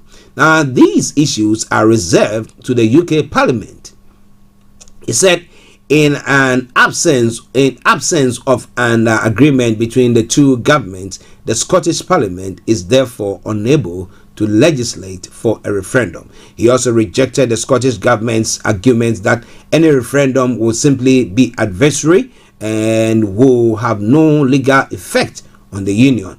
Now, with people only being asked to give their opinion on whether or not Scotland should become an independent country. But you can do what do you call it? Some polls. I mean, if you don't want to go for a referendum per se, and then get a bigger sample size. Or door to door, and then find out what they think. They put their names, and then you find out you collect that information that will give you. But they wanted to go out for a referendum, and well, the court has ruled against that. But if you are listening to me in Nigeria, how does that make you feel? Especially those of you who are looking at leaving that union called Nigeria. This is where I bring the program to a close for today. Well, this evening, keeping fingers and everything crossed, we should have Mr. Olaimi Koke joining in to bring you Niger Voices. That aside, tomorrow, God willing, will come your way with the Thursday edition of the morning show, God willing. Yes, it will be to another 12 o'clock so that I can get my energies back gradually. So bear with me, and thank you very much for joining in. Let's enjoy this song, and then I will bring you I'll take you straight to the House of Parliament for the Prime Minister's Western Time. Stay tuned, don't go away.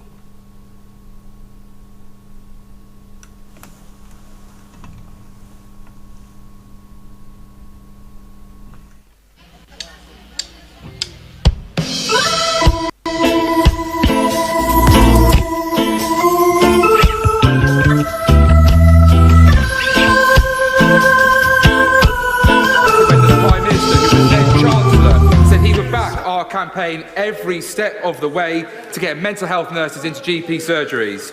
So will the Prime Minister deliver on his promise, back our No Time to Wait pilot scheme developed by the Royal College of Nursing, and help get people the support they need? Well, Mr. Speaker, can I thank my honourable friend for his continued campaigning on this important issue. I'm pleased to tell him all 1,250 primary care networks in England are entitled to recruit up to 2 mental health practitioners to work in surgeries. I know the BMA and NHS are looking at expanding that, and I look forward to working with him to ensure that his constituents in Stoke get the mental health support and care that they need. We now come to the Leader of the Opposition, Keir Starmer. Thank you, Mr. Speaker, and congratulations to England and Wales on their start to the World Cup, and good luck for the rest of the tournament. Mr. Speaker, the World Cup doesn't belong to FIFA, and it doesn't belong to the host nation. It belongs to everyone who loves football.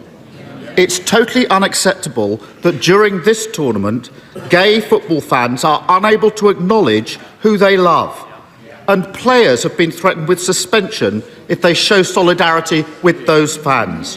Shame on FIFA. Britain faces the lowest growth of any OECD nation over the next 2 years. Why?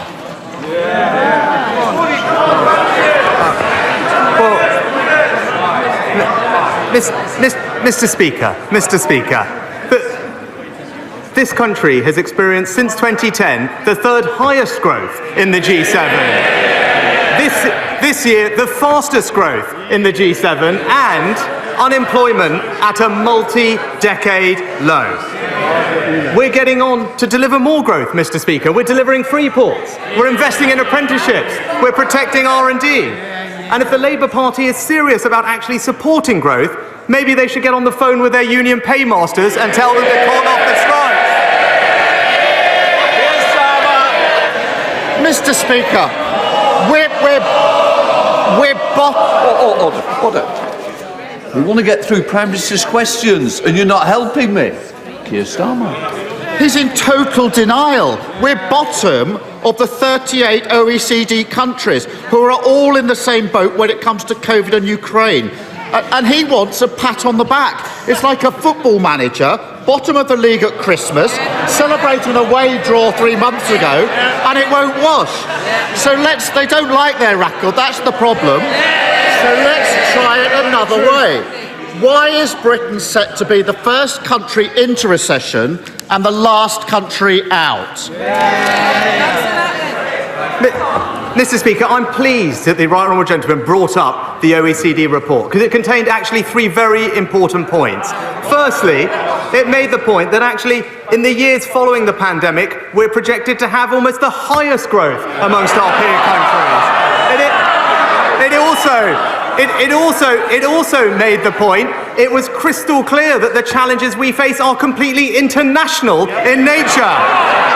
And thirdly,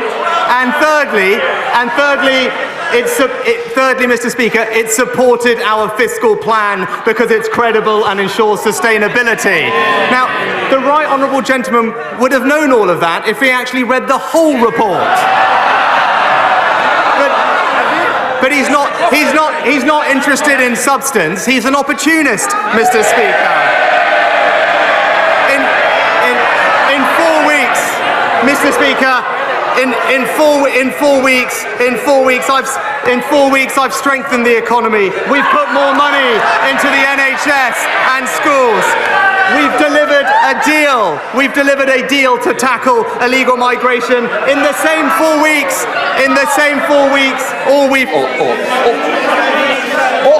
Prime Minister, when I stand, you've got to sit down.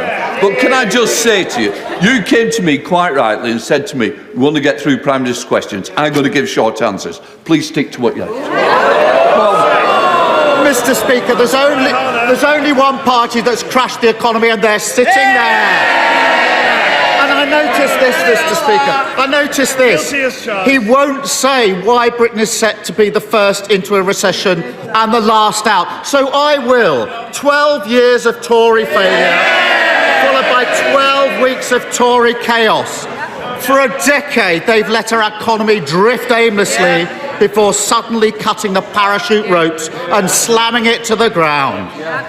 And because of the changes he's made, a typical household will end up with tax increases of £1,400. They don't want to hear about these tax increases of £1,400. contrast that to a super wealthy non-dom living here but holding their income overseas. How much more? Order. Mr. Young, I don't need any more. I don't need shouting, don't need pointing. You're meant to be a good example when you sit on this front bench. Because you're on the second, don't spoil what you're meant to do. Mr. Speaker, I don't think they want to hear this. Because of the changes he's made, a typical household will end up paying tax increases of £1,400. Contrast that to a super wealthy non-dom living here but holding their income overseas. How much more has he asked them to pay? Just order. As I said to the Prime Minister, I said to the Leader of the Opposition, I'm going to get through this list. I need you both to help me and think of other members. Come on. Well, Mr. Speaker, Labour had 13 years to address this issue and did nothing. Nothing. It was the Conservative government that took action and tightened the rules. But the problem with his idea is that it would end up costing Britain money. Not my words, the words of the former Labour Shadow Chancellor. But rather than peddling fairy tales and gesture politics, let's actually tell him what we're doing to deliver for this country. A record increase in the national living wage, protecting millions from energy bills, protecting the pensioners' triple lock. That's what we're doing for this country. Mr. Speaker, if they'd grown the economy at the same rate as the last Labour government, we'd have tens of billions of pounds more to spend on that. Mr. Speaker, it wasn't a trick question. The answer is he's not asked non-doms to pay a penny more. Every year, he talks about the money. Every year, that's £3.6 billion thrown away because he won't make them pay their taxes here. How many extra doctors could Britain afford with that money? Well, Mr. Speaker, I'm pleased that he brought up doctors, because last week we delivered record increases in funding for the NHS. Not just more doctors, but more nurses, more scans, more operations. That shows our commitment to prioritise the NHS. Not my words, the words of the NHS Chief Executive. Scrapping the non-dom status would allow us to train 15,000 doctors every year. That's what Labour would do. And we can carry on handing out tax breaks to the super rich. Or we can live in a society where people don't have to go private to get a doctor's appointment. It's that simple. He also hands Shell 90p for every £1 they spend drilling. So they haven't paid a penny in windfall tax. Mr. Speaker, you may have seen this week that somebody shredded £10,000 in protest at those propping up an oil and gas giant. But he shreds £10,000 every other minute propping them up. Which does he think is the more absurd? Mr. Speaker, this is the government that has actually put in place an economic plan that will deliver confidence and stability to our economy. And all I've heard from the Honourable Gentleman today, there's no answers, there's no substance, because there's no plan, Mr. Speaker. He talks about the NHS, we're delivering record funding for the NHS, but we can only do that on the foundations of a strong economy. You can't deliver for the NHS unless you have a plan for the economy, and he doesn't have either, Mr. Speaker. Mr. Speaker, every time he opens his mouth, another powerful business voice says he hasn't got a plan on growth. The failure of the last 12 years and the chaos of the last 12 weeks are compounded by the decisions he's taking now. He won't follow Labour's plan to scrap non-dom status. Instead, we've got an NHS staffing crisis. He won't follow Labour's plan to make oil and gas giants pay their fair share. Instead, he hammers working people. And he won't push through planning reform. Instead, he kills off the dream of home ownership. Too weak to take on his party, too weak to take on vested interest. 12 long years of Tory government, 5 Prime Ministers, 7 Chancellors. Why do they always clobber working people?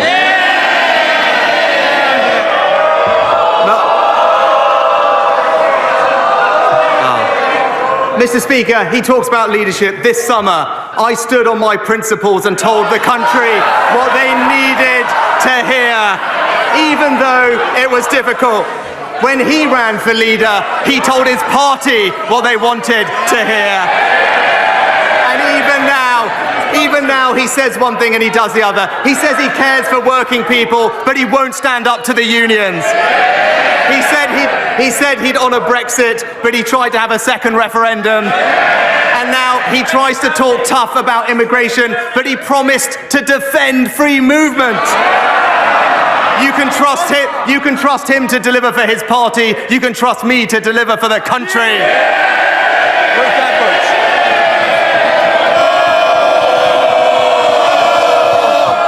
Ruth Edwards. Thank you, Mr. Speaker. As we debate how to best help our constituents with their energy costs, 10 million people in Ukraine are without power due to Russia's barbaric strikes on the country's energy infrastructure. So can my right honourable friend set out what support we will be providing to our Ukrainian allies to help them repair the damage and keep their citizens warm this winter? I'm pleased to tell my honourable friend that I spent time discussing this with President Zelensky at the weekend and talking to Ukrainian families about the impact these awful strikes are having on them. I know the whole House will be proud to know that we're providing millions of pounds of immediate support with generators, shelter and water repairs on top of the 570 mobile power generation that we are donating to power facilities across Ukraine. We're also working with the government to repair critical infrastructure with 8 projects identified by UK Export Finance to be delivered in the near future. We now come to the Leader of the SNP, Ian Blackford. Thank you, Mr. Speaker. I'm sure the whole House will want to join me in welcoming the moderator of the Church of Scotland to our proceedings this afternoon and to thank him for his sermon at St Margaret's this morning. Mr. Speaker, this morning the Supreme Court clarified a point of law, but the very point of democracy in this union is now at stake, and democracy will not be denied.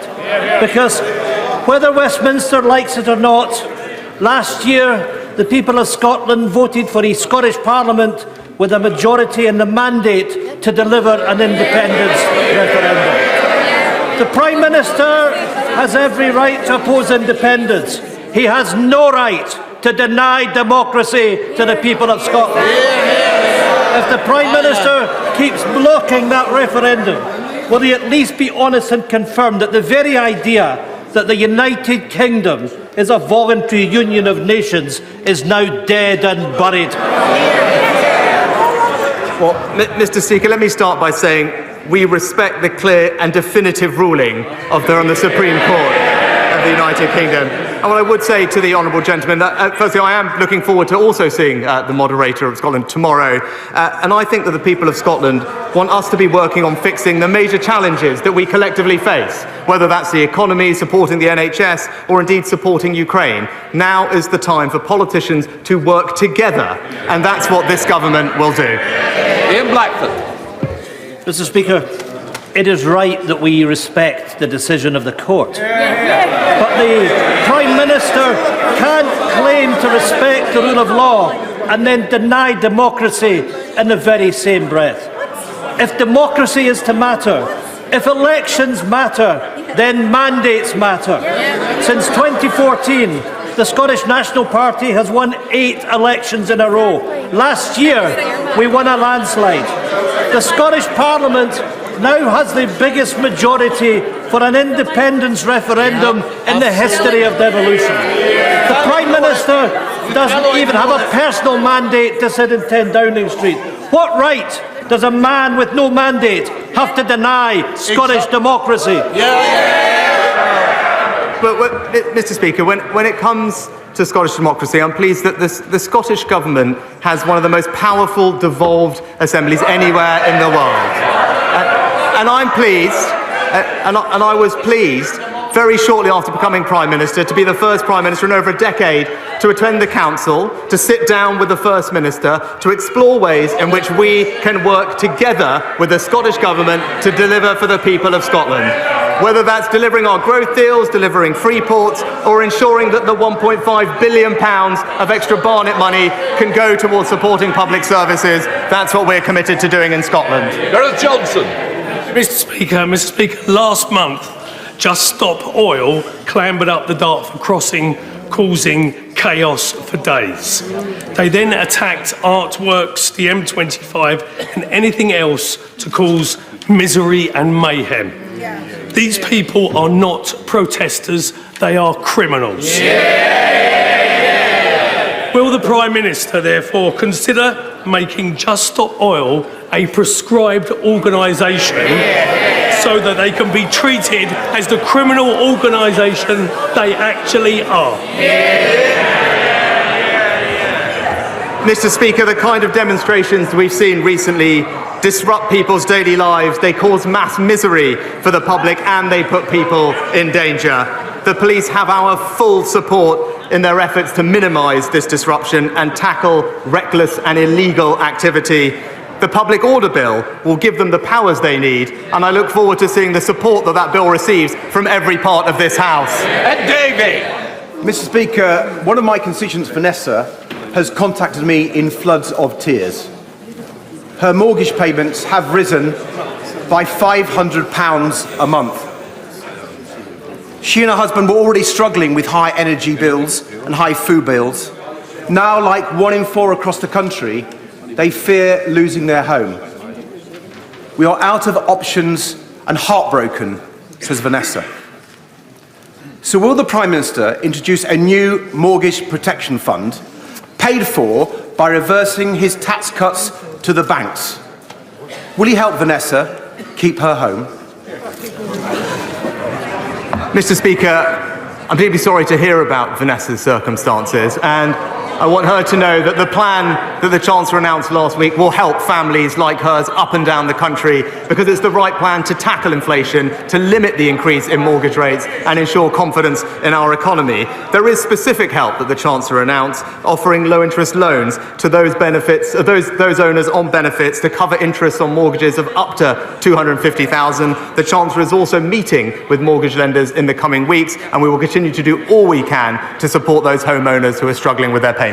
Greg Tracy. Thank you, Mr. Speaker. I recently took part in the Pitching In campaign, which promotes grassroots sports and also celebrates the volunteers who make it possible every week. So would the Prime Minister join me in thanking those volunteers for the incredible work they do? And also, with top flight football taking a bit of a break at the moment because of the World Cup, would he join me in reminding people that it's the perfect opportunity to go out and support their local non-league football teams who are incredibly welcoming, and including in that, of course, Atherstone Town Community Football Club, Bedworth United and Coleshill Town in my constituency. Well, I'm happy to join my honourable friend in praising all his local teams, and he makes an excellent point, actually, that volunteers have a vital role to play in community sport and actually the delivery of major events, and I join him in thanking them for everything that they do. Sport accounts for over half, Mr. Speaker, of volunteering in the UK, and every one volunteer generates a capacity for at least 8 more people to participate in sport, and I know the whole House will join me in praising their efforts. Alan Dorrance. Thank you, Mr. Speaker. Good afternoon. Mr. Speaker, since 2014, the SNP have won 8 elections, and we now have more councillors, members of the Scottish Parliament, and more MPs in this place than any other Scottish political party. Every one of those elected members were elected on a manifesto and clear mandate for Scottish independence. Mr. Speaker, what democratic right does this government have to deny Scottish democracy, refuse an independence referendum, and to keep us shackled and imprisoned in this involuntary and unequal union against the will of the Scottish people? Well, Mr. Speaker, again, we respect the decision of the court today with regard to the referendum, and we're getting on with the business of working constructively, collaboratively, in partnership with the Scottish Government to deliver for his constituents. Indeed, the Ayrshire Growth Deal is investing over £100 million to make use of his region's strong industrial heritage, potentially making more use of renewable energy. That's the kind of positive project we should be focused on, and that's what we'll keep on delivering. John Penrose. Mr. Speaker, the Prime Minister has rightly promised to recruit a successor to Lord Geit as his ethics advisor promptly. But would he accept that threats to integrity are often broader than the job description of the Prime Minister's advisor on the Ministerial Code? And will he therefore commit to introduce the additional measures in the new 5-point integrity plan on topics like lobbying and conflicts of interest, developed with organisations like Transparency International and Spotlight on Corruption, to show he will walk the talk and put party integrity and government integrity at the heart of our democracy? Well, I thank my honourable friend for his comprehensive and thoughtful suggestions. As he acknowledged, he knows that I've committed to appointing an independent advisor on ministerial interests, and I very much look forward to studying his other proposals in proper time. Chris Law. Mr. Speaker, just 3 months ago, this appointed interim Prime Minister said in Scotland, and I quote, "We live in a union, which is of course there by consent and by democracy." And added, "I accept that." Well, Mr. Speaker, by their consent and by democracy, the Scottish people have already voted by a clear majority in the Scottish Parliament to have their say through a referendum on the independent future for Scotland. So it begs the ultimate question, Mr. Speaker. Can this Prime Minister tell us if he accepts Scottish democracy? And if so, how that's compatible with today's Supreme Court ruling that clearly exposes the myth that the UK is a voluntary union and is upheld by consent? Mr. Speaker, at a time like this, the Scottish people want to see their governments working together on the things that matter to them, and I believe that that is possible. And actually, he should know this, Mr. Speaker. In his own constituency, we've been able to support culture and tourism, working together to bring the V&A to Dundee. That's an example of a positive project. It demonstrates the benefits of the union, and that's what we'll keep on delivering. Sir Paul Beresford. Thank you, Mr. Speaker. My right honourable friend will be aware that the government provides a slim financial support across 5 firms for small modular reactors. A few other countries have woken up and are seriously investing in SMRs. As Sizewell will not be running until 2031 at the earliest, should we not be doing the same? No, my honourable friend actually makes an excellent point, and hopefully he was heartened to hear what the Chancellor said last week, that we want to crack on with our overall nuclear programme. And I think he's right to acknowledge that small and advanced nuclear reactors have the potential to play a key role in that nuclear programme alongside projects like Hinkley and Sizewell. That's why we've allocated £385 million to support them, and like him, I'm keen to see progress as soon as possible. Dr. Philippa Whitford. Thank you very much, Mr. Speaker. During the 2014 referendum, we were told that Scotland was an equal partner in a family of nations. Yet the disaster that is Brexit was forced on Scotland against our will, and we see devolution wound back by legislation such as the Internal Market Act. So if the Prime Minister still claims the UK is a voluntary union, can he explain the democratic route by which the people of Scotland get to make a choice over their own future? Well, Mr. Speaker, the UK is a collaborative and constructive union that is delivering for the people of Scotland. Even in Ayrshire itself, where we're working collaboratively with the Scottish Government to invest in aerospace, advanced manufacturing and space. Those are the types of activities that will bring tangible benefit to the people in her region, and that's the right focus for the Government. Angela Adams. Thank you, Mr. Speaker. As a North Yorkshire MP, my right honourable friend will know how crucial bus services are to our communities. Last month, Arriva stopped the only bus between Selby and Doncaster, meaning that 40 Selby College students had to find, at very short notice, alternative transport to get to college. Thankfully, the college itself stepped in to resolve the situation. Additionally, across North Yorkshire, around 80 other bus services are now under threat. Can he advise what action he will take to ensure that essential services are not withdrawn at short notice, and ensure that these are continued to be operated across Selby District and wider North Yorkshire. My right honourable friend is absolutely right, and he knows that I share exactly the same challenges that he faces in our rural areas of making sure that our constituents have access to the bus services they need. I'm pleased that the Chancellor's allocated funding for extra bus services across the country, and I look forward to working with him to ensure that that money finds its way to rural areas like North Yorkshire to provide the connectivity that's so important for people to have opportunity and get access to public services. Olivia Blake. May I refer the House to my register of interests? Mr. Speaker, tomorrow marks 1 year since 32 people lost their lives in the Channel. New evidence suggests that the boat reached British waters and that the French and British authorities knew that it was in distress for a very long time. Families are still waiting for answers from the Marine Accident Investigation. Why has this investigation taken so long? Will he commit to a full public inquiry afterwards? And does he concede that this would not have happened if there were safe and legal routes into the UK? Well, Mr. Speaker, every life that is lost in the Channel is a tragedy, but that is why it is so vital that we break the cycle of criminal gangs that are exploiting people and trafficking them, and that's what the Home Secretary is focused on.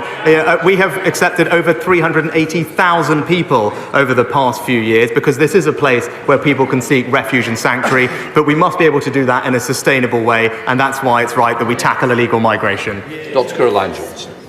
Mr. Speaker, rising energy bills are a challenge for all of us, and constituents in Sleaford and North Hykeham are very grateful for much of the support that has been given by government. But with temperatures this week falling below freezing in Lincolnshire, those living in park homes are particularly concerned when they will receive their support. So I ask my honourable friend the Prime Minister, can he tell me when and how people living in park homes will receive the £400 which they're entitled to? And my honourable friend has consistently and rightly championed her rural constituents, making sure that they get access to the energy support that we're providing. It's something that the Chancellor prioritised in last week's autumn statement. I will ensure that we get the money out as quickly as possible. She should also be reassured that the cold weather payment system provides extra financial support to those vulnerable constituents when temperatures drop below a certain point. Callaghan. Mr. Speaker, did Scotland vote for Brexit? No. Did Scotland vote for austerity? No. Did Scotland vote for the Tories? No. What we did vote for, don't shout me down, don't shout me down, I've listened to all of you. What we did vote for only last year was the right to choose our own future. With that in mind, and given a previous non-answer from the Prime Minister, can the Prime Minister tell this House, tell us all in fact, how a nation can leave this so-called voluntary union? Mr. Speaker, the challenges that we face right now are those that require cooperation between our governments, tackling the economy, supporting the NHS, and I'm pleased that last week's autumn statement means that the Scottish Government will receive £1.5 billion in extra funding to deliver for public services in Scotland, and that's what we will continue doing. Theresa May. Thank you, Mr. Speaker. Scotland is a proud nation with a unique heritage. It is a valued member of our family of nations, a union of people bound through the generations by shared interests. Does my right honourable friend agree with me that this morning's Supreme Court decision gives the Scottish nationalists, the SNP, the opportunity for once to put the people of Scotland first?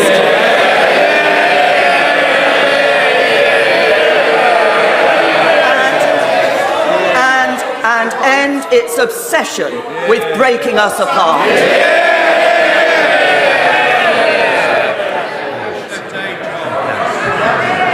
I think that my right honourable friend put it very well, Mr. Speaker.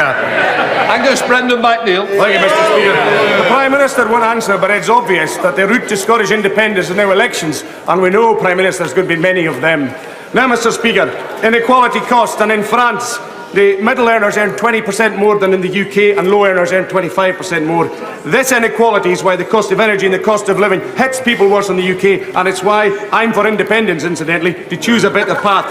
But meantime, in my constituency, there are both more more off-grid fuel customers and a higher rate of fuel poverty than in Northern Ireland. So will the PM do the right thing and extend the £200 payment that's going to Northern Ireland to the off-grid customers in my geographically distinct constituency, the Hebrides, on the basis of fairness? Yes or no? Mr. Speaker, last week's autumn statement announced £55 billion to support families and businesses across the United Kingdom with their energy bills. And the Chancellor paid particular attention to those that are off-grid in rural areas by doubling the support to £200 for them, and that will help many people in his constituency and across the United Kingdom. Sarah Brettley. Speaker, I'm sure we'll both be celebrating this weekend what we consider to be one of the best days of the year, and that is Lancashire Day. Thank you personally for hosting the event in Parliament. So will the Prime Minister, though he represents a Yorkshire constituency, join me in welcoming our Lancastrian local leaders and businesses to Parliament today, and join us in supporting our proud history and bright future by levelling up what we consider to be the best county?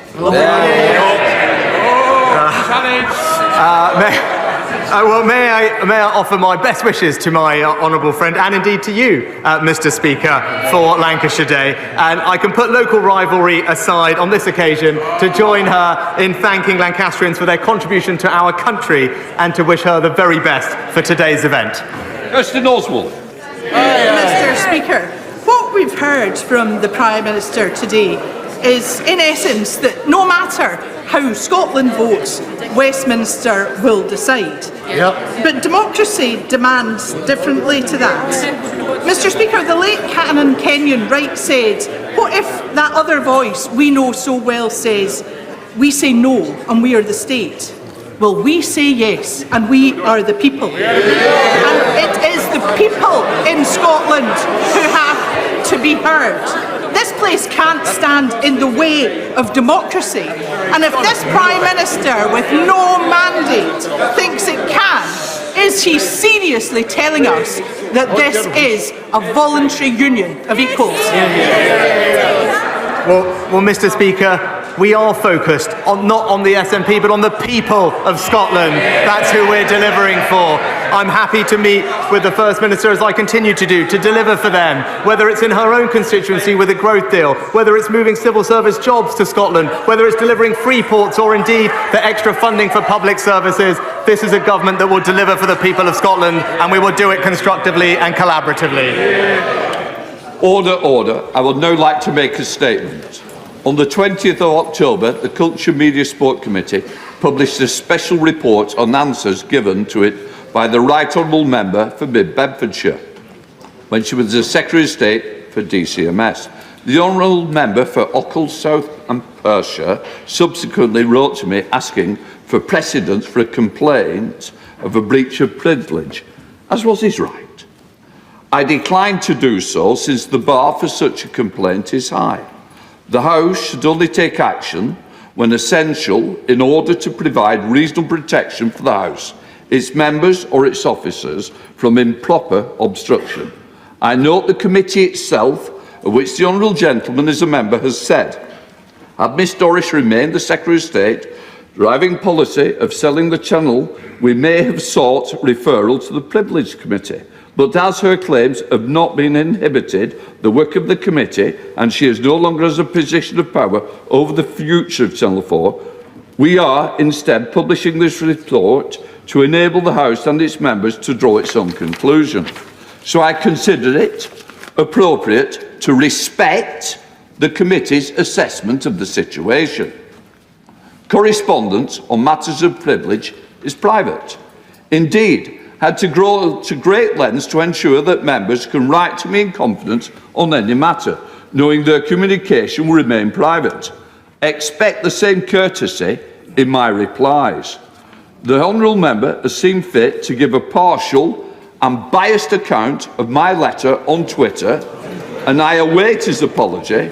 I gave the Honourable Member notice that I will be raising this matter at this time, but I do stress it is not the way we should be doing business in this House. Honourable Member for Ochil and Perthshire.